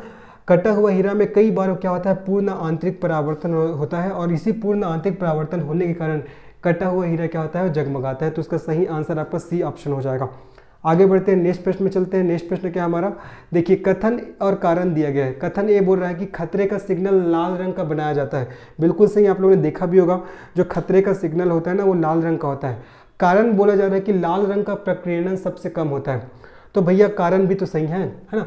देखो कथन क्या है, खतरे का सिग्नल लाल रंग का बनाया जाता है, बिल्कुल सही है, और कारण बोला जा रहा है कि लाल रंग का प्रकीर्णन सबसे कम होता है। प्रकीर्णन मतलब लाल रंग बहुत ही कम फैलता है। ठीक है, लाल रंग बहुत ही कम फैलता है, इसीलिए क्या करते हैं सिग्नलों में मतलब जो आपका खतरों का जो सिग्नल है उसमें लाल रंग का प्रयोग होता है। अगर सपोज वो फैलता है तो लाल रंग का प्रयोग नहीं करते। ठीक है, क्यों वो कम फैलता है, क्योंकि उसका प्रकीर्णन सबसे कम होता है। ठीक है, तो दोनों सही है, कथन भी सही है, कारण भी सही है। तो इसका सही आंसर क्या आपका ए तथा आर दोनों सही है, और आर ए की सही व्याख्या है, तो इसका सही आंसर आपका ए हो जाएगा। और तरंग दैर्ध्य की बात करें तो कौन से रंग का तरंग दैर्ध्य सबसे ज़्यादा होता है, लाल रंग का। ठीक है, तरंग दैर्ध्य, और प्रकीर्णन कौन से रंग का सबसे कम होगा, तो लाल रंग का। ठीक है, जिस रंग का तरंग दैर्ध्य सर्वाधिक होता है उसका प्रकीर्णन सबसे कम होता है, ये आपको ध्यान रखना है। तो लाल रंग का तरंग दैर्ध्य सर्वाधिक होता है तो उसका प्रकीर्णन सबसे कम होता है। प्रकीर्णन मतलब बिखरना एक प्रकार से, है ना, ये तो जो लाल रंग होता है वो बहुत ही कम बिखरता है, इसीलिए क्या करते हैं जो खतरे के सिग्नल में उसका प्रयोग किया जाता है। तो इसका सही आंसर ए ऑप्शन हो जाएगा।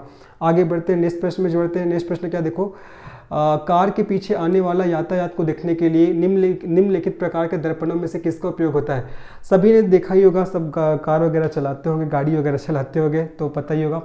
कार के पीछे आने वाले यातायात को देखने के लिए किस प्रकार के दर्पणों का उपयोग होता है, उत्तल दर्पण का, अवतल दर्पण का, समतल दर्पण का और गोलीय दर्पण का।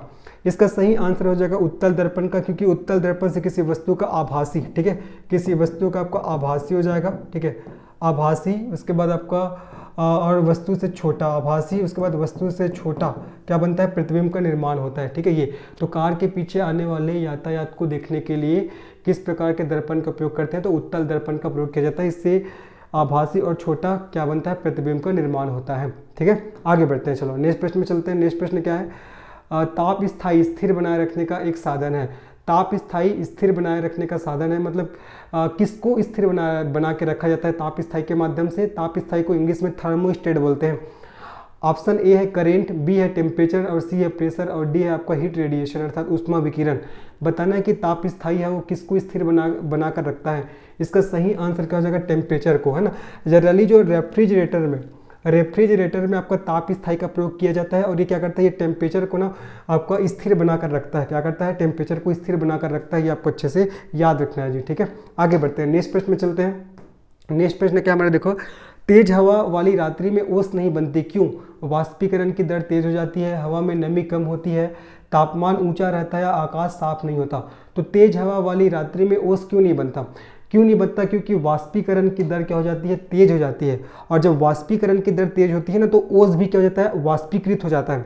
ठीक है, ओस भी क्या होगा, वाष्पीकृत हो जाएगा। इसीलिए क्या होता है, ओस नहीं बनता। ठीक है, तेज हवा वाली रात्रि में ओस नहीं बनता। इसका मेन कारण क्या है, क्योंकि वाष्पीकरण की दर क्या हो जाती है, तेज हो जाती है। ये आपको याद रखना है। ठीक है, चलो आगे बढ़ते हैं, नेक्स्ट प्रश्न में बढ़ते हैं। हमारा नेक्स्ट प्रश्न क्या देखते हैं, कथन ए और कारण दिया है। कथन ए बोला जा रहा है कि ऊंचाई बढ़ने के साथ साथ जल का क्वथनांक घटता जाता है।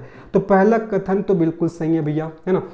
ऊंचाई बढ़ने के साथ साथ जल का क्वथनांक है वो घटता जाता है। कारण बता रहा है कि ऊंचाई के साथ वायुमंडलीय दाब बढ़ता जाता है। नहीं भैया, ऊंचाई के साथ वायुमंडलीय दाब बढ़ेगा नहीं, घटता है, याद रखना। ऊंचाई के साथ वायुमंडलीय जो दाब होता है ना, आपका एटमॉस्फेरिक जो प्रेशर होता है वो घटता जाता है। तो कथन ए सही है, आपका कारण आर गलत है। तो देख लो कौन सा ऑप्शन है आपका, सी वाला। ठीक है, ए सही है और आर क्या है, गलत है। तो ध्यान रखिएगा, ऊंचाई बढ़ने के साथ साथ जो जल का क्वथनांक क्या होता है, घटता जाता है। क्वथनांक है ना, क्वथनांक क्या होता है, मतलब बॉइलिंग पॉइंट है वो घटता जाता है। जबकि ऊंचाई के साथ वायुमंडलीय दाब है वो यहाँ पर बढ़ता जाता लिखा गया है, लेकिन एक्चुअल में देखा जाए तो क्या होता है, घटता जाता है। आपको याद रखना है। ठीक है, आगे बढ़ते हैं, इसका सही आंसर आपका सी वाला ऑप्शन हो जाएगा।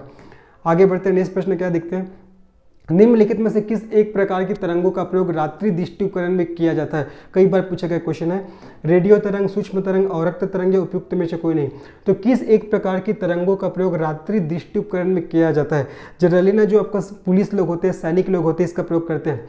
रेडियो तरंग, सूक्ष्म तरंग, अवरक्त तरंग या उपयुक्त में से कोई नहीं। तो इसका सही आंसर हो जाएगा आपका अवरक्त तरंग। क्या हो जाएगा, अवरक्त तरंग। ठीक है, तो किस एक प्रकार की तरंगों का प्रयोग रात्रि दृष्टि उपकरण में किया जाता है? तो अवरक्त तरंग का प्रयोग किया जाता है, याद रखिएगा। ठीक है, चलो आगे बढ़ते हैं, नेक्स्ट प्रश्न में चलते हैं। नेक्स्ट प्रश्न क्या है, चंद्रमा के धरातल पर दो व्यक्ति एक दूसरे की बात नहीं सुन सकते, क्यों?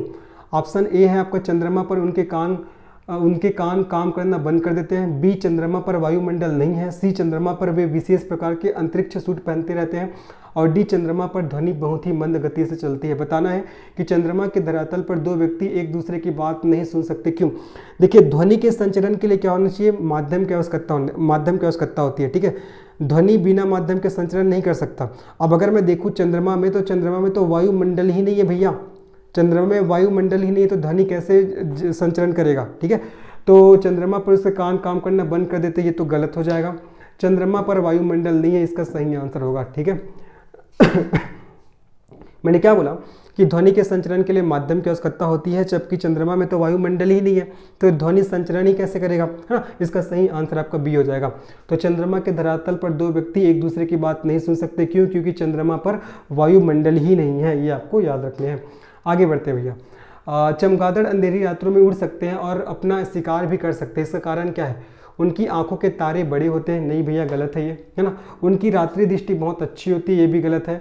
प्रत्येक चिड़िया ऐसा कर सकते हैं, ये भी गलत है। चमगादड़ के बारे में बात हो रहा है तो प्रत्येक चिड़िया क्यों बोला जा रहा है यहाँ पास? चौथा, वे पराध्वनि तरंगे निकालते हैं और उन्हीं के द्वारा निर्देशित होते हैं। बिल्कुल सही, याद रखना। जो चमगादड़ होते हैं ना, वो पराश्रव्य ध्वनि का प्रयोग करते हैं, किसको देखने के लिए?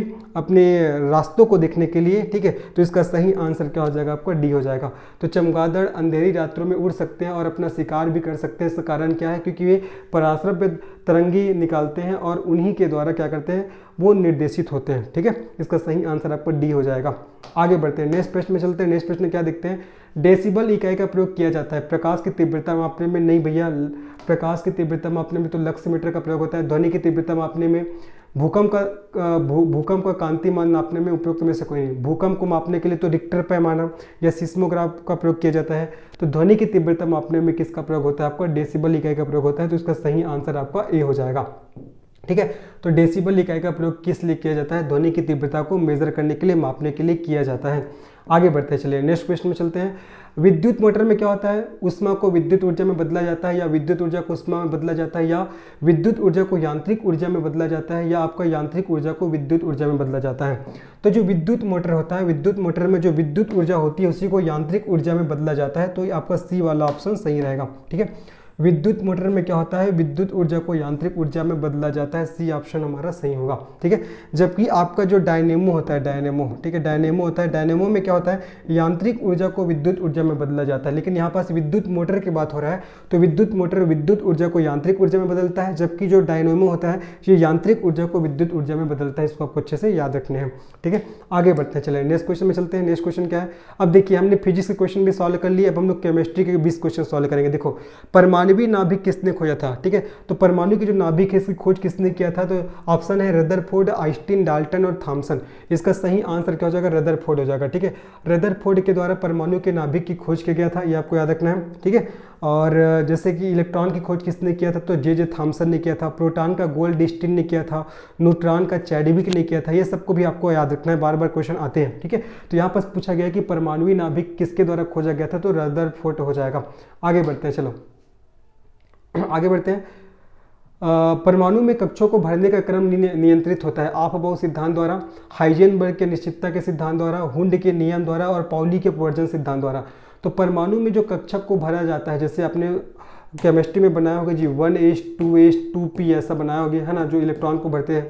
तो परमाणु में कक्षकों को भरने का क्रम नियंत्रित होता है ऑफ-बाउ सिद्धांत द्वारा, हाइजेनबर्ग के अनिश्चितता के सिद्धांत द्वारा, हुंड के नियम द्वारा या पाउली के अपवर्जन सिद्धांत द्वारा। इसका सही आंसर हो जाएगा आपका ऑफ-बाउ के सिद्धांत द्वारा। किसके सिद्धांत द्वारा, ऑफ-बाउ के सिद्धांत द्वारा इसका सही आंसर होगा। ठीक है, चलो आगे बढ़ते हैं, नेक्स्ट प्रश्न में चलते हैं। नेक्स्ट प्रश्न क्या है, अशुद्धियों के कारण द्रव का क्वथनांक क्या होगा। मतलब अगर कोई द्रव है, अगर आप उसमें अशुद्धि को मिला दोगे तो होगा क्या, उसका क्वथनांक में क्या प्रभाव होगा, बढ़ जाएगा, घट जाएगा, वही रहेगा, कोई संबंध नहीं होगा।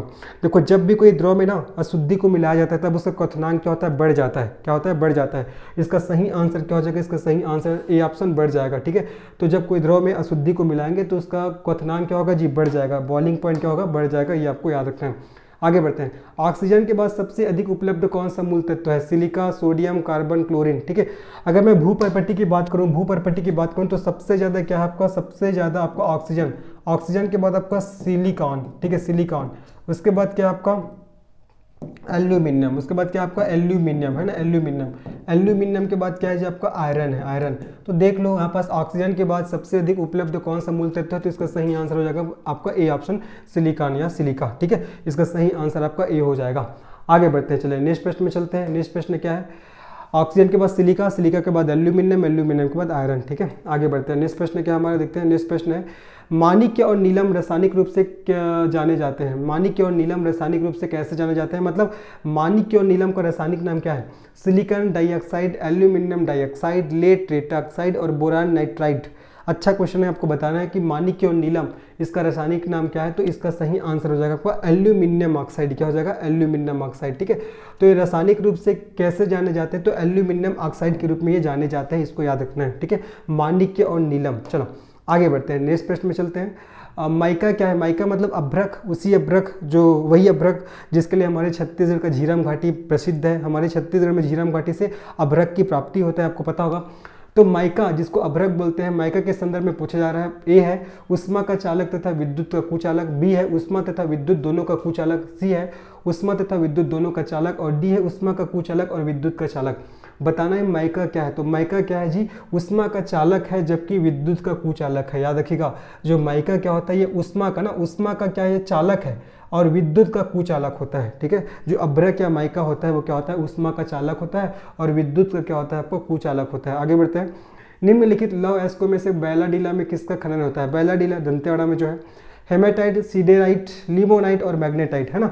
इसका आपको आंसर बताना है कि कौन से लौह अयस्कों का खनन बैलाडीला से होता है। इसका सही आंसर आपका हेमेटाइट। ठीक है, किसका होता है, हेमेटाइट, है ना। और सबसे बेस्ट क्वालिटी का तो मैग्नेटाइट होता है, लेकिन जो बैलाडीला की बात करें तो बैलाडीला से हेमेटाइट प्रकार का जो लौह है इसका खनन किया जाता है, ये आपको याद रखना है। ठीक है, दंतेवाड़ा जिला में बैलाडीला, पता होगा। निम्नलिखित में से कौन सी मिश्र धातु नहीं है, आपको मिश्र धातु कौन सा नहीं है ये बताना। स्टील, ब्रांज, पीतल और तांबा। स्टील तो मिश्र धातु है जी, ब्रांज ये भी मिश्र धातु है, पीतल भी मिश्र धातु है, तांबा तांबा हमारा मिश्र धातु नहीं है, ठीक है। इससे पहले मैंने 2-3 आपको जब मॉडल पेपर सॉल्व कराए हैं उसमें मैंने मिश्र धातु के बारे में पूरा बताया है, कौन कौन से जो आपका जो वो है मिश्र धातु है किससे किससे मिलकर बनता है, ये सब मैंने उन 3 हमने वो सॉल्व किए मॉडल पेपर उसमें मैंने बताया हुआ है, तो और मैं अभी नहीं बताऊंगा, है ना। आगे बढ़ते चलो। इसमें फिलहाल पूछा गया कि कौन सी मिश्र धातु नहीं है, तो इसका सही आंसर हो जाएगा तांबा। बाकी स्टील, ब्रांज और पीतल है ये आपका मिश्र धातु है, ठीक है, ये आपको ध्यान रखना है। चलो आगे बढ़ते हैं, नेक्स्ट क्वेश्चन में चलते हैं। नेक्स्ट क्वेश्चन क्या देखो, किस धातु से बनाई मिश्र धातु को हवाई जहाज तथा रेल के डिब्बे में पुर्जों के काम में लिया जाता है? तांबा से, एल्यूमिनियम से, लोहा से, इनमें से कोई नहीं। किस धातु से बनाई मिश्र धातु को हवाई जहाज तथा रेल के डिब्बे में पुर्जों के काम में लिया जाता है? तब इसका सही आंसर क्या होगा आपका? बी ऑप्शन, एल्यूमिनियम, ठीक है। तो एल्यूमिनियम धातु से बनाई गई मिश्र धातु को हवाई जहाज तथा रेल के डिब्बे में पुर्जों के काम में लिया जाता है, ये आपको याद रखना है। आगे बढ़ते हैं नेक्स्ट प्रश्न में। निम्नलिखित में से किसमें कार्बन नहीं है? हीरा, ग्रेफाइट, कोयला उपयुक्त में से कोई नहीं है। देखा जाए तो तीनों क्या है? कार्बन के प्ररूप है। हीरा भी कार्बन का प्ररूप है, ग्रेफाइट भी कार्बन का प्ररूप है ना, और कोयला में तो कार्बन होता ही है, ठीक है। यहाँ पास किसमें कार्बन नहीं है बोला जा रहा है? हीरा कार्बन का प्ररूप है, इसमें कार्बन है। ग्रेफाइट कार्बन का प्ररूप है, इसमें भी आपका कार्बन है।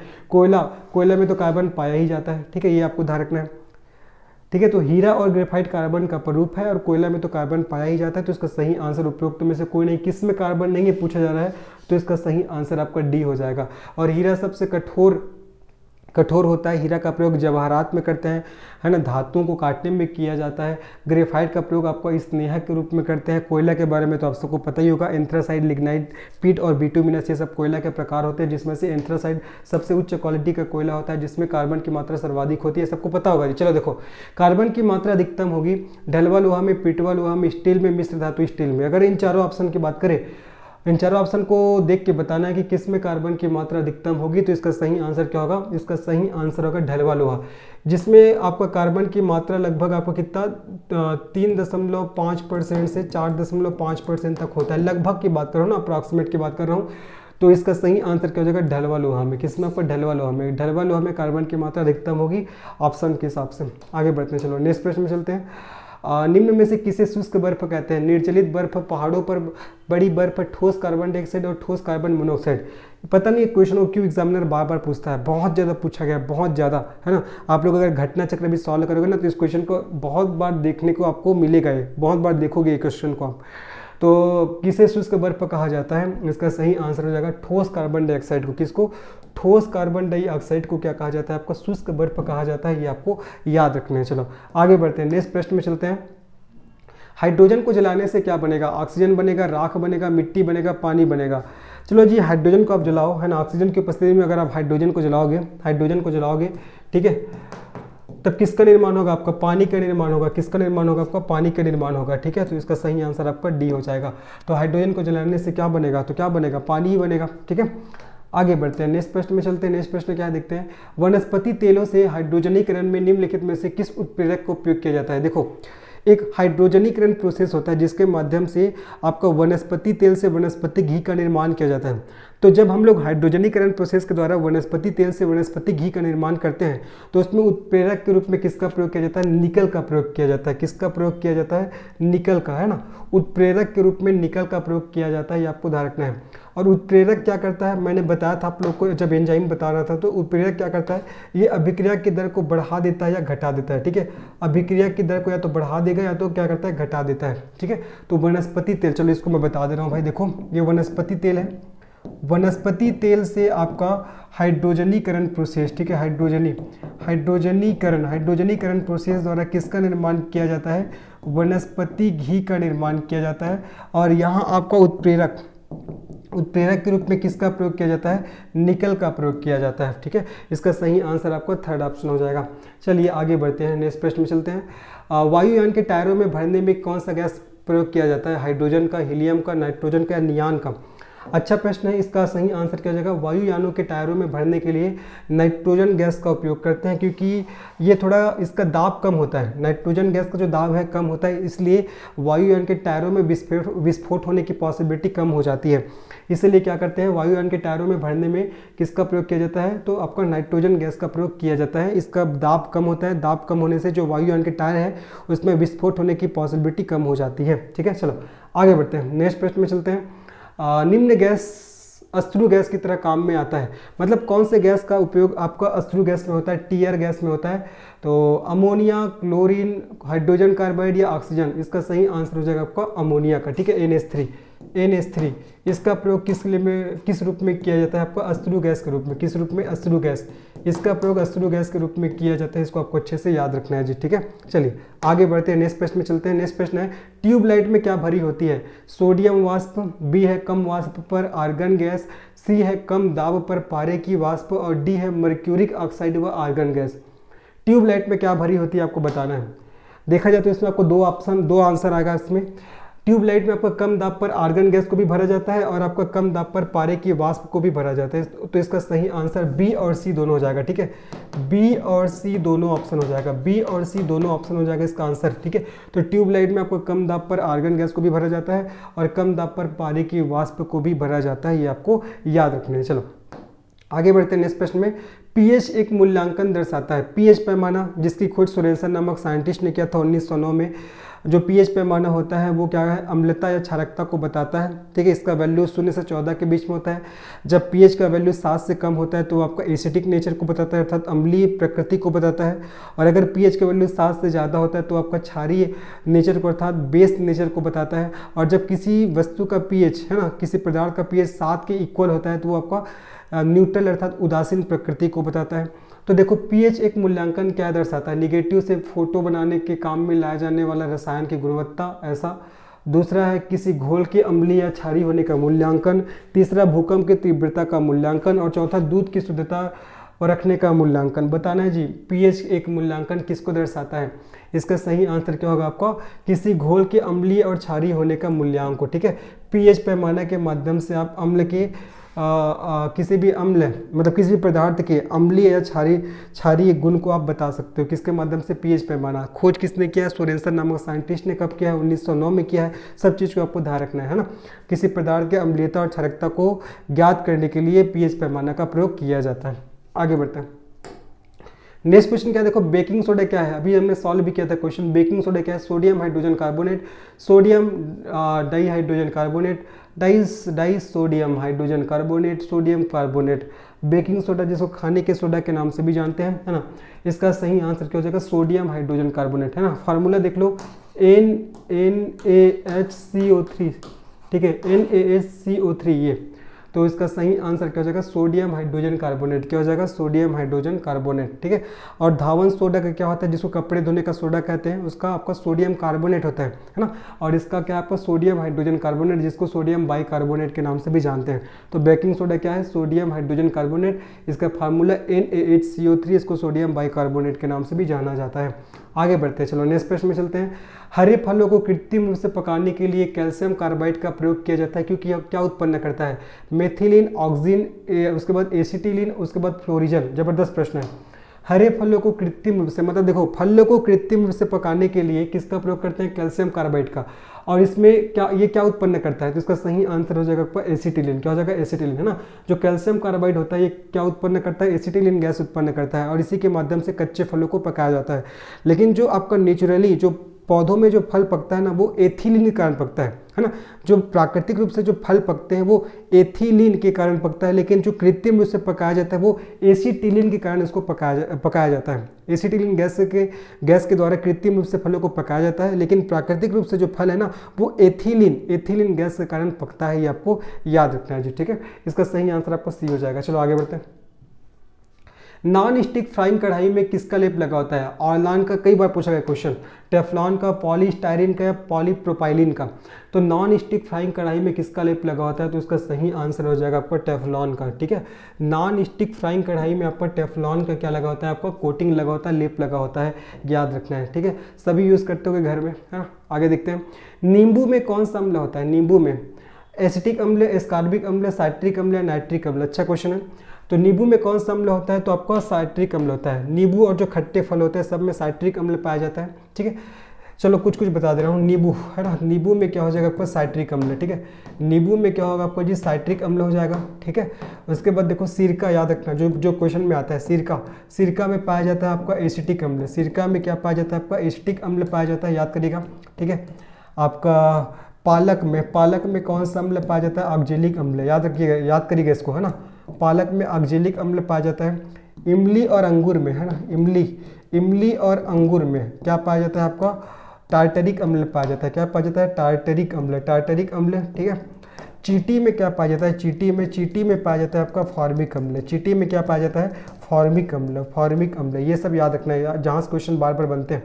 नींबू में साइट्रिक अम्ल, सिरका में एसिटिक अम्ल, पालक में ऑक्जेलिक अम्ल, इमली और अंगूर में टार्टरिक अम्ल, चींटी में पाया जाता है आपका फॉर्मिक अम्ल। ये सबको अच्छे से आपको याद रखना है, बार बार यहाँ से क्वेश्चंस पूछे जाते हैं, ठीक है। तो नींबू हो गया, जो खट्टे फल होते हैं उसमें साइट्रिक अम्ल पाया जाता है, ये आपको याद रखना है, ठीक है। आगे बढ़ते हैं, चलो नेक्स्ट क्वेश्चन में चलते हैं। हमारा नेक्स्ट क्वेश्चन क्या देखते हैं? नेक्स्ट क्वेश्चन है हमारा इंडियन गैस किसका मिश्रण होता है? इंडियन गैस किसका मिश्रण होता है? ब्यूटेनियम हाइड्रोजन का, ब्यूटेनियम ऑक्सीजन का, ब्यूटेनियम प्रोपेन का और मीथेन एवं ऑक्सीजन का। जो एलपीजी का जो हम लोग प्रयोग करते हैं, लिक्विड पेट्रोलियम गैस, है ना, इसका जो आपका इसमें कौन सा गैस है उसका मिश्रण होता है? तो उसका सही आंसर हो जाएगा आपका ब्यूटेन प्रोपेन का। किसका? ब्यूटेन एवं प्रोपेन का। तो इंडियन गैस है वो किसका मिश्रण होता है? तो आपका ब्यूटेन प्रोपेन का होता है, ये आपको याद रखना है जी, ठीक है। चलो आगे बढ़ते हैं, नेक्स्ट प्रश्न में चलते हैं, है ना। अब देखो हमने केमिस्ट्री के भी 20 क्वेश्चन सॉल्व कर लिए, अब बारी है छत्तीसगढ़ जीएस का, ठीक है। चलो काफ़ी समय भी हो गया, अब मैं और थोड़ा स्पीड चलूँगा क्योंकि बहुत अभी 40 से 42 क्वेश्चन अभी हम लोग को सॉल्व करने हैं। चलो, छत्तीसगढ़ के आधिकारिक राज्य गीत में कुल कितनी नदियों तथा कितने जिलों का उल्लेख हुआ है? हमारे जो राज्य का आधिकारिक राजकीय गीत कौन सा है? अरपा पैरी की धार, है ना। कौन सा गीत है? अरपा पैरी की धार। अरपा पैरी के धार, ये हमारा राजकीय गीत है। पूछा जा रहा है कि ये जो हमारा राजकीय गीत है इसमें कितने जिले और कितने नदियों का उल्लेख है? तो अरपा पैरी के धार जो हमारा राजकीय गीत है, इसमें हम अगर मैं नदी की बात करता हूँ तो 4 नदियों का उल्लेख है, और अगर मैं जिलों का बात करता हूँ तो कितने जिलों का उल्लेख है? इसमें 7 जिलों का उल्लेख है। कितने जिलों का? 7 जिलों का। देखो तो ऑप्शन देख लो, 3 नदियाँ और 4 जिले, 4 नदियाँ और 5 जिले, 3 नदियाँ और 6 जिले, और 4 नदियाँ और 7 जिले।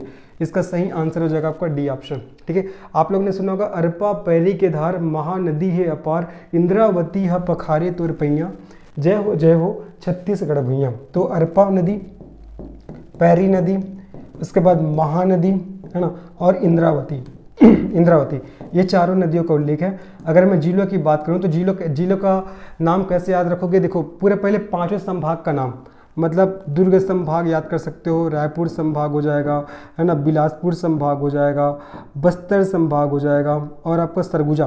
तो ये संभाग के नाम से ये 5 जिलों को नाम को आपको याद रखना है। दुर्ग जिला, रायपुर जिला, बिलासपुर जिला, बस्तर जिला, सरगुजा जिला। 5 हो गया, 2 बचा राजनांदगांव और रायगढ़, ठीक है। दोनों र से शुरू हो रहा है, राजनांदगांव और क्या हो जाएगा आपका? रायगढ़ हो जाएगा, राजनांदगांव और रायगढ़, ठीक है। ये देखो संभाग के नाम से ये 5 जिलों का नाम याद कर लो, 5 संभाग से 5 जिला, और आपका ये राजनांदगांव और रायगढ़, तो 5 2 7 हो गया। और 4 नदी आपका अरपा पैरी, महानदी, इंद्रावती, ठीक है। एक चीज़ और क्वेश्चन आएगा कि हमारे जो छत्तीसगढ़ का राज्यगीत है इसके रचयिता कौन है? अरपा पैरी के धार के रचयिता कौन है? तो आपको याद रखना है डॉक्टर नरेंद्र देव वर्मा इसके रचयिता है, ये आपको याद रखना है जी, ठीक है। चलिए आगे बढ़ते हैं, नेक्स्ट प्रश्न में चलते हैं। छत्तीसगढ़ राज्य का दूसरा सबसे बड़ा सेल समूह क्या है? गोंडवाना सेल समूह, कडप्पा सेल समूह, विंध्यन सेल समूह या दक्कन सेल समूह? देखो तो छत्तीसगढ़ राज्य का दूसरा सबसे बड़ा सेल समूह क्या हो जाएगा? कडप्पा हो जाएगा। दूसरा क्या हो जाएगा? कडप्पा। वही अगर पहला पूछेगा, पहला हो जाएगा आपका आर्कियन, पहला आर्कियन सेल समूह हो जाएगा, ठीक है। और दूसरा हो जाएगा आपका कडप्पा। दूसरा क्या है? कडप्पा सेल समूह हो जाएगा, कडप्पा सेल समूह। इसका सही आंसर आपका बी होगा। बाकी देखो गोंडवाना सेल समूह से कौन सा खनिज प्राप्त किया जाता है? कोयला। गोंडवाना से कोयला प्राप्त किया जाता है, ठीक है। कडप्पा से क्या प्राप्त किया जाता है? आपका चूना पत्थर। कडप्पा से आपका चूना पत्थर प्राप्त किया जाता है, लाइमस्टोन, ठीक है। विंध्यक्रम की जो सेल समूह होता है विंध्यक्रम, इससे आपका जो बहुमूल्य रत्न ये प्राप्त किया जाता है, ठीक है। उसके बाद दक्कन सेल समूह से क्या प्राप्त किया जाता है? इससे आपका बॉक्साइट, ठीक है, बॉक्साइट। दक्कन ट्रैप से आपका बॉक्साइट खनिज क्या किया जाता है? प्राप्त किया जाता है, ठीक है। तो इसको याद करिएगा। गोंडवाना सेल समूह है, कोयला के लिए फेमस है, ठीक है। और आपका कडप्पा सेल समूह है, ये आपका चूना पत्थर के लिए फेमस है। विंध्यन सेल समूह में बहुमूल्य रत्न प्राप्त होती है। दक्कन ट्रैप से बॉक्साइट प्राप्त होता है, ठीक है। और राज्य का दूसरा सबसे बड़ा सेल समूह क्या है? आपका कडप्पा सेल समूह। पहला कौन सा है? तो आर्कियन सेल समूह हो जाएगा। आगे बढ़ते हैं, नेक्स्ट प्रश्न में चलते हैं। छुरी उदयपुर पहाड़ी का विस्तार कहाँ है? कोरबा, बलरामपुर, उसके बाद बी ऑप्शन है कोरबा रायगढ़, सी ऑप्शन है बलरामपुर सूरजपुर और डी ऑप्शन है बिलासपुर कवर्धा। बताना है छुरी उदयपुर पहाड़ियों का विस्तार कहाँ है, तो इसका सही आंसर क्या हो जाएगा, इसका सही आंसर हो जाएगा कोरबा रायगढ़। कहाँ है, कोरबा रायगढ़। लेकिन अगर आपसे ऐसा क्वेश्चन पूछे कि छुरी उदयपुर की पहाड़ी का सर्वाधिक विस्तार, ये भी क्वेश्चन पूछा गया ना, सर्वाधिक विस्तार कहाँ है, सर्वाधिक विस्तार, सर्वाधिक विस्तार कहाँ है, तो सर्वाधिक विस्तार इसका है आपका क्या, कहाँ आपका कोरबा में। कहाँ इसका सर्वाधिक विस्तार, कोरबा में।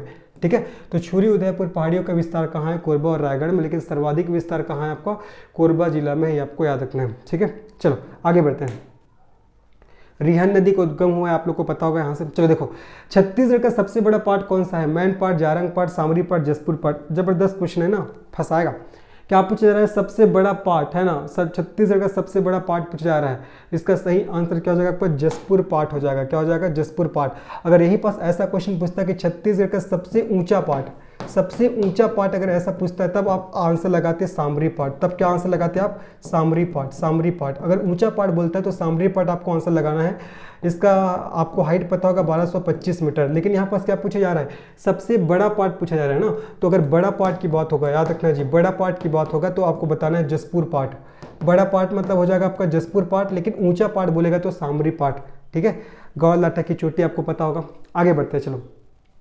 सामरी पार्ट में सबसे ऊंचा भाग है गौरलाटी की चोटी, जिसकी ऊंचाई कितना है 1225 मीटर, लेकिन सबसे बड़ा पार्ट है आपका जसपुर पार्ट है। बड़ा और ऊंचा, इसको ध्यान से पढ़ना है, क्या क्वेश्चन पूछ रहा है। निम्नलिखित में से कौन से युग में सही सुमेलित नहीं है, रामगढ़ की पहाड़ी सीता बेंगरा, ठीक है, रामगढ़ की पहाड़ी में सीता बेंगरा की गुफा है, बिल्कुल सही है, सरगुजा जिला में, पहला तो सही है। दूसरा, सामरी पार्ट गौरलाटा, बिल्कुल सही है ना, सामरी पार्ट में गौरलाटा की चोटी है, जिसकी ऊंचाई कितना है 1225 मीटर, अभी जैसे मैंने बताया। दलहा पहाड़ कोरबा में क्या नहीं है भैया, दलहा पहाड़ तो जांजगीर चांपा में, दलहा पहाड़ तो जांजगीर चांपा में। ठीक है, जहाँ प्रत्येक वर्ष आपका नाग पंचमी के अवसर पर मेले का आयोजन होता है ना। तो याद रखना है दलहा पहाड़ कहाँ है, जांजगीर चांपा में, जबकि यहाँ पास कोरबा दिया गया तो आपको गलत हो जाएगा। और बखोनी चोटी कन्हार नदी है ना, बखोना चोटी से कन्हार नदी का उद्गम हुआ है, बिल्कुल सही ये भी। तो कौन सा जोड़ा सही सुमिलित नहीं है, तो सी वाला जोड़ा। ठीक है, सी वाला जोड़ा क्या आपका सही सुमिलित नहीं है। ठीक है, आगे बढ़ते चलिए, नेक्स्ट प्रश्न में चलते हैं। हमारा नेक्स्ट प्रश्न क्या देखते हैं, छत्तीसगढ़ की अधिकांश वर्षा मानसून की किस शाखा से होती है, बंगाल की खाड़ी शाखा, अरब सागरीय शाखा, उत्तर पूर्वी मानसून और उष्णकटिबंध चक्रवात। तो छत्तीसगढ़ की अधिकांश वर्षा किस शाखा से होता है, मानसून की किस शाखा से होता है बताना है। इसका सही आंसर हो जाएगा आपको बंगाल की खाड़ी शाखा। वैसे हमारे छत्तीसगढ़ में देखा जाए तो बंगाल की खाड़ी शाखा से भी वर्षा होता है और अरब सागरीय शाखा से भी वर्षा होता है, लेकिन जो बंगाल की खाड़ी शाखा से हमारे छत्तीसगढ़ में 90% क्या होता है, वर्षा होता है, 90% वर्षा होता है। और जो 10% वर्षा होता है ना, ये आपका अरब सागरीय शाखा से होता है। लेकिन क्वेश्चन क्या पूछा है, अधिकांश वर्षा मानसून की किस शाखा से होगा, अधिकांश मतलब आपका यही हो जाएगा बंगाल की खाड़ी शाखा से, 90% वर्षा उसी शाखा से होता है। ठीक है, हमारे छत्तीसगढ़ में। आगे बढ़ते हैं, नेक्स्ट क्वेश्चन, छत्तीसगढ़ प्रदेश में ग्रीष्म ऋतु में चलने वाली हवाएं क्या कहलाती है। अभी जो ग्रीष्म ऋतु आ गया है ना, अब इसमें क्या होगा, फिर एक हवा चलेगा। आप सभी जानते हो इसका नाम, देखो, चिनुक, सिराको, चक्रवात, लू। इसका सही आंसर क्या हो जाएगा, लू हो जाएगा। ठीक है, तो छत्तीसगढ़ प्रदेश में ग्रीष्म ऋतु में जो हवाएं चलती है उसको क्या बोलते हैं, लू बोलते हैं। क्या बोलते हैं, लू। और पश्चिम बंगाल में ग्रीष्म ऋतु में चलने वाली हवाएं को क्या बोलते हैं, काल बैसाखी। क्या बोलते हैं जी, काल बैसाखी। पश्चिम बंगाल में ग्रीष्म ऋतु में चलने वाली हवा को काल बैसाखी कहा जाता है। ठीक है, या ये आपको अच्छे से याद रखना है, हमारे छत्तीसगढ़ में लू बोलते हैं और पश्चिम बंगाल में आपको काल बैसाखी बोलते हैं। ठीक है, ये आपको याद रखना है। और दक्षिण भारत के क्षेत्र में आम्रवृष्टि, क्या बोलते हैं इसको, आम्रवृष्टि। ठीक है, आम्रवृष्टि के नाम से जाना जाता है, आम्रवृष्टि के नाम से इसको जानते हैं। ठीक है, आगे बढ़ते हैं, चलिए आगे बढ़ते हैं। चलो एक और बता दे रहा हूँ, कर्नाटक और केरल में इसको चेरी ब्लॉसम के नाम से जानते हैं। किस नाम से, कर्नाटक और केरल में चेरी ब्लॉसम के नाम से भी इसको जाना जाता है। आगे बढ़ते हैं, नेक्स्ट प्रश्न में चलते हैं। मिट्टी का पीला रंग किसकी उपस्थिति के कारण होता है, ferrous oxide, ferric oxide, calcium oxide और फेरिक टाइटेनियम। पूछा जा रहा है मिट्टी का पीला रंग। ठीक है, देखो आपने नाम सुना होगा लाल पीली मिट्टी, ऐसा नाम सुना होगा। तो जो मिट्टी का जो लाल रंग होता है ये आपका फेरस ऑक्साइड के कारण मिट्टी का लाल रंग होता है। और फेरिक ऑक्साइड के कारण मिट्टी का आपका पीला रंग होता है। फेरस ऑक्साइड के कारण आपका कौन सा रंग, लाल रंग। फेरिक ऑक्साइड के कारण आपका पीला रंग, है ना। और आपका काला, मिट्टी का काला रंग किस कारण होता है, फेरिक टाइटेनियम के कारण क्या होता है, काला रंग होता है। ठीक है, ये काला।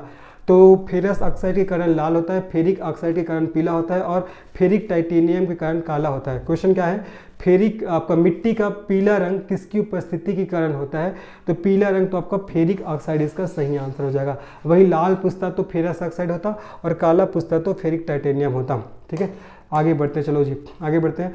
निम्नलिखित में से कौन सी जोड़ी छत्तीसगढ़ की मिट्टी का प्रकार एवं उसका गुण सुमेलित है पूछा जा रहा है। तो डोरसा, डोरसा क्या होता है याद रखना जी, डोरसा क्या होता है, जो लाल पीली मिट्टी होता है, लाल पीली मिट्टी,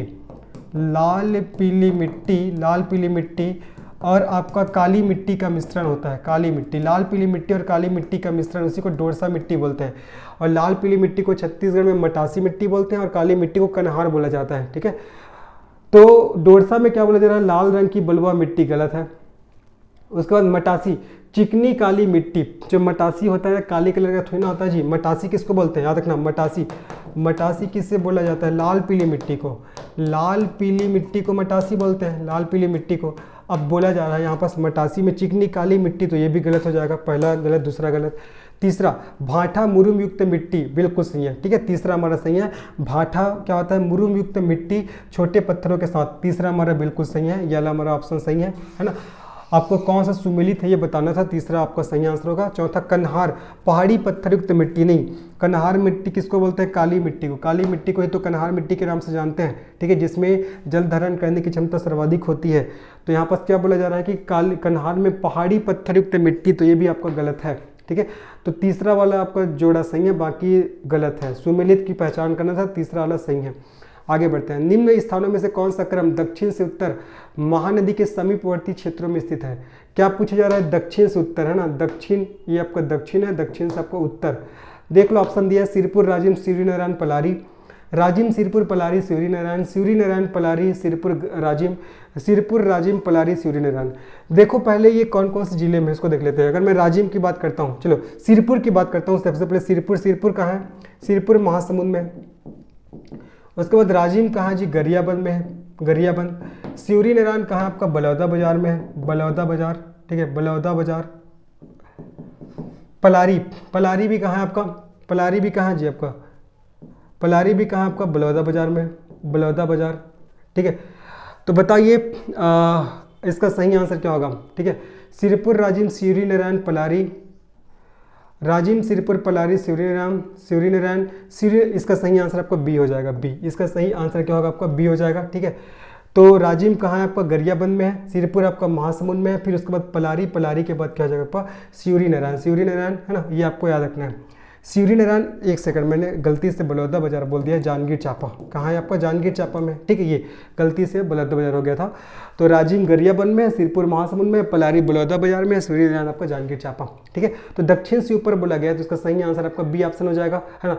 सबसे नीचे में आपका है गरियाबंद, उसके बाद ऊपर जाएंगे तो महासमुंद, उसके बाद ऊपर जाएंगे तो बलौदा बाजार, फिर ऊपर जाएंगे तो जांजगीर चांपा। ठीक है, आगे बढ़ते हैं, चलो भैया आगे बढ़ते हैं। सरोदा, क्षीरपानी एवं बहराखार जलाशय किस जिले में स्थित है? कबीरधाम जिला में, मुंगेली जिला में, राजनांदगांव जिला में, बालोद जिला में। सरोदा, क्षीरपानी एवं बहराखार, इसका सही आंसर क्या होगा, ये आपका कबीरधाम जिला में है। कहाँ है, कबीरधाम जिला में, बहुत इंपॉर्टेंट है। चलो याद करिए इसको, सरोदा आ सकता है क्वेश्चन, सरोदा हो जाएगा। उसके बाद क्या आपका क्षीरपानी, क्षीरपानी हो जाएगा।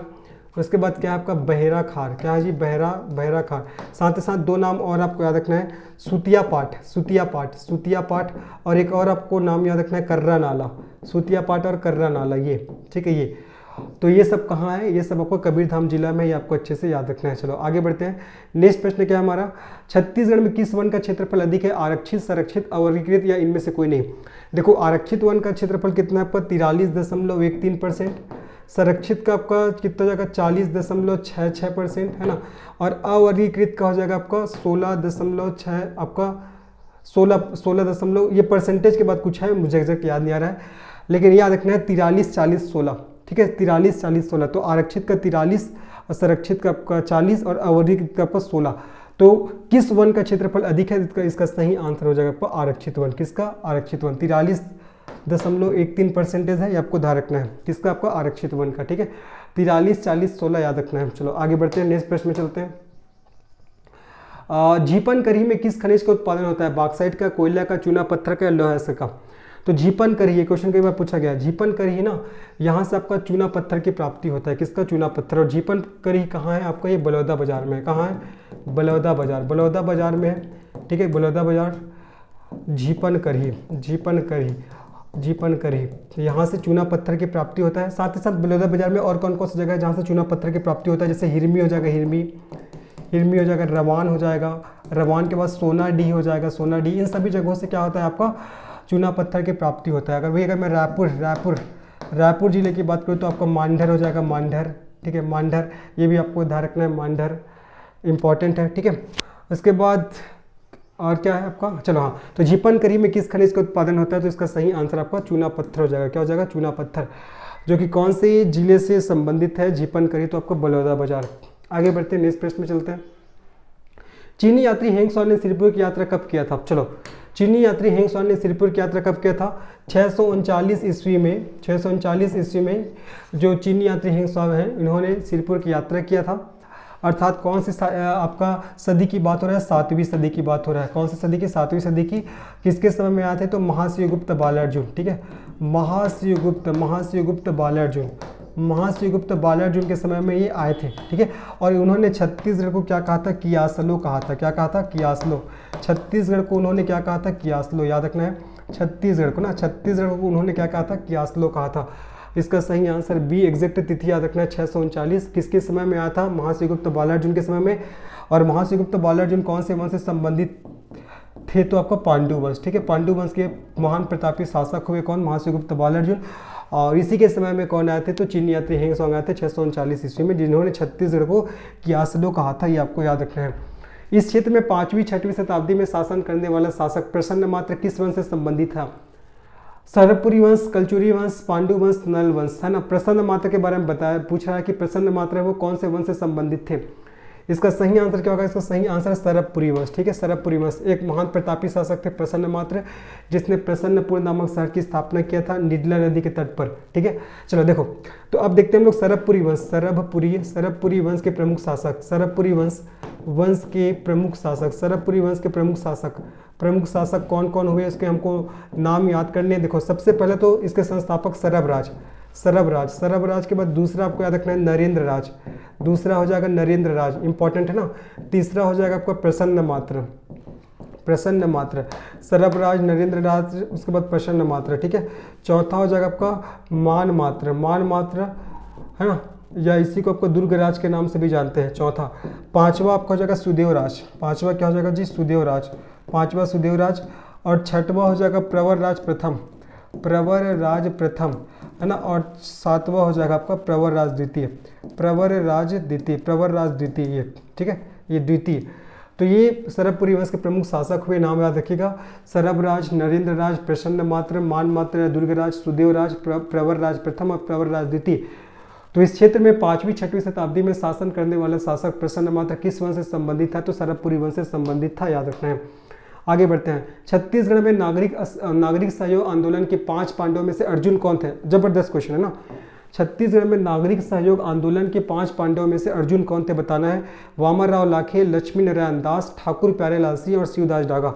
तो देखो, इसमें से जो वामनराव लाखे कौन थे? ये युधिष्ठिर थे। कौन थे? युधिष्ठिर थे, है ना, युधिष्ठिर थे। लक्ष्मी नारायण दास ये कौन थे? ये भीम थे। कौन थे? भीम थे, ठीक है, ये आपको ध्यान रखना है। और ठाकुर प्यारेलाल सिंह, ये इसको किस नाम से जाना जाता है? अर्जुन के नाम से इसको जाना जाता है ना, ये। और शिवदास डागा, ये सहदेव के नाम से जाने जाते हैं, सहदेव, ठीक है, सहदेव। अब क्या कौन बचा जी? नकुल बचा, नकुल। तो नकुल में आपको याद रखना है अब्दुल रऊफ, मौलाना अब्दुल रऊफ, पूरा नाम है आपका मौलाना, चलो लिख दे रहा हूँ, मौलाना अब्दुल रऊफ। तो युधिष्ठिर के नाम से कौन जाने जाते हैं? वामनराव लाखे। भीम के नाम से लक्ष्मी नारायण दास, अर्जुन के नाम से ठाकुर प्यारेलाल सिंह, सहदेव के नाम से शिवदास डागा, और नकुल के नाम से कौन जाने जाते हैं? तो मौलाना अब्दुल रऊफ, ठीक है, मौलाना अब्दुल रऊफ। तो याद रखिएगा, क्वेश्चन है कि नागरिक सहयोग आंदोलन के 5 पांडवों में अर्जुन कौन थे? इसका सही आंसर आपका ठाकुर प्यारेलाल सिंह, इसका सही आंसर हो जाएगा ठाकुर प्यारेलाल सिंह। युधिष्ठिर वामनराव लाखे, भीम आपका लक्ष्मी नारायण दास, और अर्जुन ठाकुर प्यारेलाल सिंह, सहदेव शिवदास डागा, और नकुल हो जाएगा आपका मौलाना अब्दुल रऊफ हो जाएगा। आगे बढ़ते हैं, नेक्स्ट प्रश्न में चलते हैं। इस राज्य के निम्नलिखित में से किस लोकगीत में सारंगी या एकतारा संगीत वाद्य यंत्र के रूप में प्रयोग किया जाता है? जबरदस्त क्वेश्चन है, वाद्य यंत्र से क्वेश्चन आते ही है ना। आपका भरथरी, सुआ, पंथी गीत, बांस गीत, इसका सही आंसर क्या होगा? देखो बांस गीत में तो नहीं होगा, बांस गीत में तो आपका बांस का प्रयोग होगा वाद्य यंत्र के रूप में। पंथी गीत में आपका मांदर एवं झांझ, पंथी गीत में मांदर और झांझ का प्रयोग होता है, तो ये भी आपका नहीं होगा। ठीक है, सुवा गीत में तो किसी प्रकार के वाद्य यंत्र का प्रयोग नहीं होता, ये भी क्वेश्चन होता है ना, क्वेश्चन पूछा गया है। इसमें किसी प्रकार के वाद्य यंत्र का प्रयोग नहीं होता, ताली की थपकी बजाकर इस किसको लोकगीत को गाते हैं, सुवा गीत को, है ना। भरथरी, भरथरी इसका सही आंसर होगा, भरथरी का ही आपका वाद्य यंत्र है सारंगी और एकतारा। ठीक है, सारंगी और एकतारा, तो भरथरी गाते समय सारंगी और एकतारा वाद्य यंत्र का प्रयोग किया जाता है ना। और भरथरी राजा भरथरी और रानी पिंगला के वियोग गाथा पर आधारित गीत है, और हमारे छत्तीसगढ़ में भरथरी की प्रमुख गायिका स्वर्गीय श्रीमती सूरजबाई खांडे है। आप लोग को ये चीज़ याद रखना है। ठीक है, अगर आपसे पूछेगा पंडवानी, पंडवानी, पंडवानी के लिए कौन सा वाद्य यंत्र का प्रयोग किया जाता है? तो तंबूरा और खलताल। ठीक है, तंबूरा, तंबूरा और खड़ताल, इसका प्रयोग होता है पंडवानी में। याद करिए, पंडवानी में तंबूरा और खड़ताल, बांस गीत में आपका बांस, पंथी गीत में मांदर और झांझ, भरतरी में सारंगी और एकतारा। वैसे ही आपका उसमें राउत नाचा, राउत नाचा, राउत नाचा में आपका गढ़वा बाजा। ठीक है, गढ़वा बाजा, ये सब आपको याद रखना है, इंपॉर्टेंट है एग्जाम के दृष्टिकोण से। लेकिन सुआ जो लोकगीत होता है उसमें किसी प्रकार के वाद्य यंत्र का प्रयोग नहीं होता है ना। और जब सुआ लोकगीत गाते हैं तो जब लोक नृत्य भी करते हैं तो ताली की थपकी देकर उस नृत्य को किया जाता है। ठीक है, याद रखिएगा। आगे बढ़ते हैं, नेक्स्ट प्रश्न में चलते हैं। हल षष्ठी त्यौहार क्यों मनाया जाता है? हल षष्ठी अच्छा प्रश्न है। अच्छी फसल के लिए, पति की दीर्घायु के लिए, पुत्र की दीर्घायु के लिए, सुख संपत्ति के लिए। हल षष्ठी पर्व को एक कमरछठ पर्व के नाम से भी जानते हैं। किस नाम से? कमरछठ। इसी को कमरछठ पर्व के नाम से जानते हैं। जितने जो संतानवती माताएं होती हैं वो अपने बच्चे के दीर्घायु की कामना के लिए क्या करती है? हल षष्ठी त्यौहार मनाती है। इस दिन वो व्रत रखती है अपने बच्चों के दीर्घायु के लिए। इसका सही आंसर हो जाएगा पुत्र की दीर्घायु के लिए, जबकि पति की दीर्घायु के लिए तो तीजा व्रत रखती है ना। इसका सही आंसर क्या होगा आपका? पुत्र की दीर्घायु के लिए। तो हल षष्ठी त्यौहार क्यों मनाया जाता है? तो पुत्र की दीर्घायु के लिए। ठीक है, मतलब जो संतानवती माताएं होती है वो अपने बच्चों के दीर्घायु की कामना करने के लिए हल षष्ठी त्यौहार मनाते हैं। इस दिन हल षष्ठी देवी की पूजा किया जाता है। इस दिन पसहर चावल का विशेष महत्व होता है ना। ये आपको याद रखना है। 6 प्रकार की भाजी की सब्जी बनाया जाता है। हल षष्ठी देवी की 6 प्रकार की कहानी सुनी जाती है। ये सब आपको अच्छे से याद रखने हैं। आगे बढ़ते हैं। बेवार आदिम कृषि किस जनजाति द्वारा की जाती है? बेवार आदिम कृषि, हलबा, कोरवा, भत्रा, बैगा। ठीक है, देखो भत्रा के द्वारा कौन से किया जाता है आपका? भत्रा के द्वारा किया जाता है आपका दहिया। भत्रा के द्वारा दहिया कृषि किया जाता है, तो ये तो गलत हो जाएगा। कोरवा, ये कोरवा है ना, कोरवा, कोरवा के द्वारा देवारी आदिम कृषि किया जाता है, तो ये भी गलत हो जाएगा। ठीक है, ये अब बचा क्या आपका? बैगा और हलबा। तो पूछा जा रहा है कि बेवार आदिम कृषि किस जनजाति के द्वारा किया जाता है? तो बैगा। ठीक है, बैगा की कृषि पद्धति का नाम क्या आपका? बेवार हो जाएगा। वैसे ही आपका अबुझमाड़िया। ठीक है, अबुझमाड़िया, अबुझमाड़िया का क्या हो जाएगा जी आपका? अबुझमाड़िया का आपका अबुझमाड़िया का पेद्दा हो जाएगा। ठीक है, अबुझमाड़िया का पेद्दा हो जाएगा। ठीक है, और क्या बच गया आपका? कमार, कमार का हो जाएगा दाहिया। ये सब उसकी कृषि पद्धति का नाम है ना। देखो भत्रा का दहिया, भत्रा का दहिया, लेकिन कमार का दाहिया। यहाँ ध्यान दीजिएगा नहीं तो मिस्टेक हो जाएगा। भत्रा का दहिया, कमार का दाहिया हो जाएगा। ठीक है, चलिए आगे बढ़ते हैं। क्वेश्चन क्या था? बेवार आदिम कृषि किस जनजाति द्वारा की जाती है? तो इसका सही आंसर आपका बैगा हो जाएगा। आगे बढ़ते हैं जी। बैगा जनजाति के बारे में पता होगा। Medicine man of the goods के नाम से जानते हैं। मैकर पर्वत श्रेणी में बैगा जनजाति के लोग निवास करते हैं। आगे बढ़ते हैं। कर्क रेखा, आप देखो अब लोग इंडियन जियोग्राफी के क्वेश्चन सॉल्व करेंगे। छत्तीसगढ़ जीएस के भी कर लिए 20 क्वेश्चन। अब देखते हैं इंडियन जियोग्राफी के क्वेश्चन। ठीक है, अब और थोड़ा सा स्पीड से चलूंगा। चलो देखो, कर्क रेखा गुजरती है। आप सभी को पता है कि कर्क रेखा हमारे भारत के 8 राज्यों से होकर गुजरती है ना। मित्र पर गमछा झार मैंने बताया था तरीका याद करने का। तो कर्क रेखा कहाँ से होकर गुजरती है? मध्य प्रदेश से, त्रिपुरा से, मिजोरम से, इन सभी से। तो इसका सही आंसर हो जाएगा डी ऑप्शन। इन तीनों राज्यों से होकर गुजरता है। मध्य प्रदेश से भी, त्रिपुरा से भी, आपका मिजोरम से भी। कर्क रेखा देखा जाए तो हमारे भारत के 8 राज्यों से होकर गुजरती है। ठीक है, 8 राज्य कौन कौन से सभी को नाम पता होगा। मैं तरीका बता दे रहा हूँ। चलो देखो, तरीका क्या हो जाएगा? मित्र पर गमछा, मित्र पर गमछा झार, मित्र पर गमछा झार, ये तरीका है ना याद करने का। चलो भी नाम भी बता देता हूँ। सबसे पहले देखो, मैं मैप से बता रहा हूँ ना, मैं इंडिया का मैप बना दे रहा हूँ और मैप के थ्रू ही आप लोग को बताऊंगा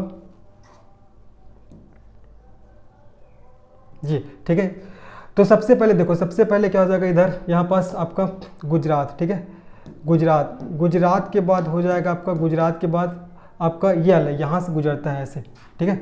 गुजरात, गुजरात के बाद क्या हो जाएगा आपका मध्य प्रदेश, ठीक है। मध्य प्रदेश के बाद आपका छत्तीसगढ़, छत्तीसगढ़ के बाद क्या हो जाएगा आपका, छत्तीसगढ़ के बाद हो जाएगा जी आपका झारखंड, ठीक है। झारखंड, झारखंड के बाद क्या हो जाएगा आपका पश्चिम बंगाल, झारखंड के बाद आपका पश्चिम बंगाल, पश्चिम बंगाल के बाद क्या हो जाएगा आपका त्रिपुरा, त्रिपुरा के बाद क्या हो जाएगा आपका मिजोरम, ठीक है। त्रिपुरा, मिजोरम। तो ये सब राज्य है जहाँ से कर्क रेखा होकर गुजरती है, याद रखना है। गुजरात, मध्य प्रदेश, छत्तीसगढ़, झारखंड, और उसके बाद है आपका पश्चिम बंगाल, त्रिपुरा, मिजोरम, इन सभी राज्यों से होकर कर्क रेखा गुजरती है, ये आपको याद रखना है, ठीक है। इसका सही आंसर मध्य प्रदेश भी है, त्रिपुरा भी है, आपका मिजोरम भी है, ये आपको याद रखना है जी, ठीक है। चलो आगे बढ़ते हैं। उसके बाद आगे बढ़ते हैं हम लोग नेक्स्ट क्वेश्चन में चलते हैं। नेक्स्ट क्वेश्चन क्या है आपका, भारत के राज्यों का निम्नलिखित में से कौन सा एक युग्म सबसे पूर्वी और सबसे पश्चिमी राज्यों को इंगित करता है? असम और राजस्थान, अरुणाचल प्रदेश और राजस्थान, असम और गुजरात, और अरुणाचल प्रदेश और गुजरात। क्या बोला जा रहा है, कौन सा एक युग्म सबसे पूर्वी और सबसे पश्चिमी राज्य? तो सबसे पूर्वी राज्य तो अरुणाचल प्रदेश है, सबको पता है, और सबसे पश्चिमी राज्य गुजरात है। इसका सही आंसर डी ऑप्शन हो जाएगा। इसका सही आंसर क्या होगा आपका, डी ऑप्शन। तो भारत के राज्यों का निम्नलिखित में से कौन सा एक युग्म सबसे पूर्वी और सबसे पश्चिमी राज्य को इंगित करता है? तो इसका सही आंसर आपका डी हो जाएगा, अरुणाचल प्रदेश और गुजरात। आगे बढ़ते हैं। चलो देखो, निम्नलिखित में से किस भारतीय राज्य की सीमाएं भूटान राष्ट्र के साथ नहीं मिलती है? देखो, भूटान के साथ कौन कौन सा राज्य मिलता है, अपनी सीमा साझा करता है? याद करना, BASA, ठीक है। बी से भूटान, ऐसे याद कर लेना। तो बी से आपका बंगाल, बंगाल से याद रखना पश्चिम बंगाल, पश्चिम बंगाल। ए से हो जाएगा आपका असम, ए से हो जाएगा अरुणाचल प्रदेश, अरुणाचल प्रदेश। उसके बाद एस से हो जाएगा आपका सिक्किम, सिक्किम। तो भूटान है, इन सभी राज्यों से सीमा साझा करता है। तो क्वेश्चन है कि निम्नलिखित में से किस भारतीय राज्य की सीमा भूटान राज्य के साथ नहीं मिलती है? सिक्किम तो मिलता है, अरुणाचल प्रदेश भी मिलता है, पश्चिम बंगाल भी मिलता है। देखो ना, सिक्किम भी हो गया, अरुणाचल प्रदेश भी हो गया, पश्चिम बंगाल भी हो गया। यहाँ पास मेघालय नहीं मिलता, ठीक है, मेघालय नहीं है, ठीक है। ये आपको याद रखना है। कौन कौन सा जो आपका राष्ट्र है वो भूटान के साथ सीमा का साझा करता है? तो आपका पश्चिम बंगाल, बी से बंगाल याद रखना है, ए से आपका असम, ए से आपका सिक्किम, और ए से आपका अरुणाचल प्रदेश हो जाएगा। आगे बढ़ते हैं। नेक्स्ट प्रश्न क्या, देखो, भारत कितने प्राकृतिक प्रदेशों में विभाजित है? 4, 6, 7 और 8 कितने प्राकृतिक प्रदेश में विभाजित है, आपको बताना है। इसका सही आंसर क्या हो जाएगा? इसका सही आंसर हो जाएगा आपका 4। सबसे पहले तो उत्तरी पर्वतीय प्रदेश पहला हो जाएगा आपका, पहला उत्तरी पर्वतीय प्रदेश, उत्तरी पर्वतीय प्रदेश पहला हो जाएगा, ठीक है। और दूसरा क्या हो जाएगा आपका, मध्यवर्ती मैदान, मध्यवर्ती मैदान, ठीक है। तीसरा क्या हो जाएगा, तीसरा प्रायद्वीपीय पठार, प्रायद्वीपीय पठार तीसरा हो जाएगा। और चौथा क्या हो जाएगा आपका, चौथा आपका तट एवं द्वीप, ठीक है, तट एवं द्वीप, ये हो जाएगा तट एवं द्वीप। तो ये 4 हो जाएगा। तो भारत कितने प्राकृतिक प्रदेशों में विभाजित है? तो आपका 4 हो जाएगा। इसका सही आंसर ए ऑप्शन होगा। आगे बढ़ते हैं। नेक्स्ट प्रश्न क्या, देखो, भारत में निम्नलिखित में से कौन सी श्रेणी नवीनतम है? अरावली, विंध्याचल, हिमालय, पूर्वी घाट, कौन सी नवीनतम है? इसका सही आंसर क्या होगा? CGPSC इसको बार बार पूछता है जी। इसका सही आंसर हिमालय श्रेणी, हिमालय श्रेणी सबसे नवीनतम है, सबसे क्या आपका नवीनतम है ना। और सबसे प्राचीनतम क्या है? तो ये प्राचीनतम अरावली है, ठीक है। ये सबसे प्राचीनतम है अरावली, और सबसे नवीनतम कौन सा आपका हिमालय श्रेणी। इस क्वेश्चन का सही आंसर सी ऑप्शन होगा। आगे बढ़ते हैं। नेक्स्ट प्रश्न क्या है, दक्षिण भारत की सबसे ऊंची चोटी क्या है? ये आपका केरल के इडुक्की जिले में है ना।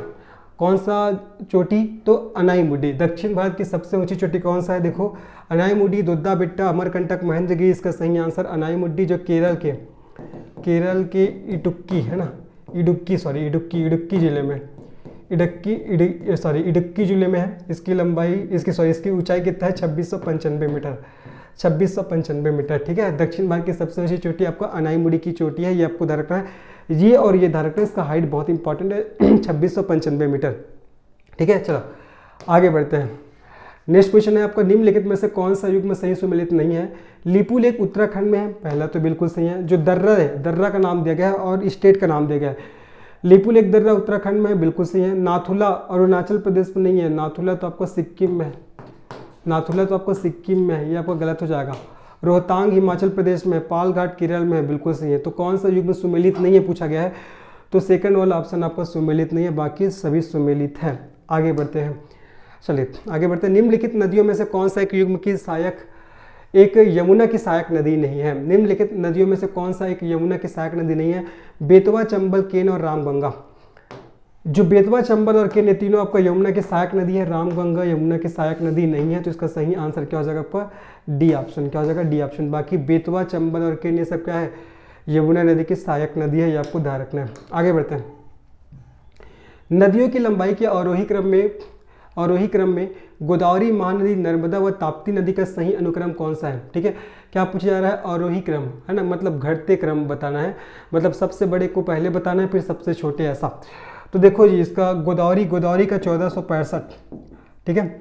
उसके बाद गोदावरी के बाद नर्मदा का कितना है? नर्मदा का आपका 1312, महानदी का कितना है? 858, ताप्ती का आपका 724, ठीक है। तो देख लो, सबसे पहले आएगा आपका गोदावरी, सबसे बड़ा है वो। गोदावरी के बाद आएगा आपका ये नर्मदा, नर्मदा के बाद महानदी, महानदी के बाद ताप्ती, मतलब सेकंड ऑप्शन हो जाएगा, ठीक है। गोदावरी नदी की लंबाई 1465, नर्मदा का 1312, महानदी का 858, ताप्ती का आपका 724 हो जाएगा। इसको अच्छे से याद रखिएगा। आगे बढ़ते हैं, चलो। नेक्स्ट क्वेश्चन क्या है हमारा? नेक्स्ट क्वेश्चन और आज का ये लास्ट क्वेश्चन है, ठीक है। भारत की सर्वाधिक वर्षा मुख्यतः किससे होती है? उत्तर पूर्वी मानसून से, वापस होती मानसून से, दक्षिण पश्चिम मानसून से और संवहनिक वर्षा से। इस क्वेश्चन का सही आंसर क्या होगा? इस क्वेश्चन का सही आंसर हो जाएगा सर्वाधिक वर्षा भारत की मुख्यतः किससे होती है? तो दक्षिण पश्चिम मानसून से। किससे होती है? दक्षिण पश्चिम मानसून से। इस प्रकार आज हमने मॉडल पेपर 4 है, इसको सॉल्व किया। होपफुली आपको ये वीडियो पसंद आया होगा। अगर ये वीडियो पसंद आया तो निश्चित इसको लाइक करिए, अपने दोस्तों को शेयर करिए और चैनल को सब्सक्राइब करिए अगर चैनल में नए हो तो, है ना। साथ ही साथ बताना चाहूँगा कि लगातार 100 क्वेश्चंस उसको डील कर रहा हूँ, तो थोड़ा बहुत अगर शब्दों को बोलने में इधर उधर हुआ होगा तो उसको आप लोग थोड़ा सा समझ लीजिएगा, ठीक है। चलो, तो मिलते हैं इसके नेक्स्ट वीडियो में, तब नेक्स्ट पार्ट में। तब तक के लिए धन्यवाद, बाय।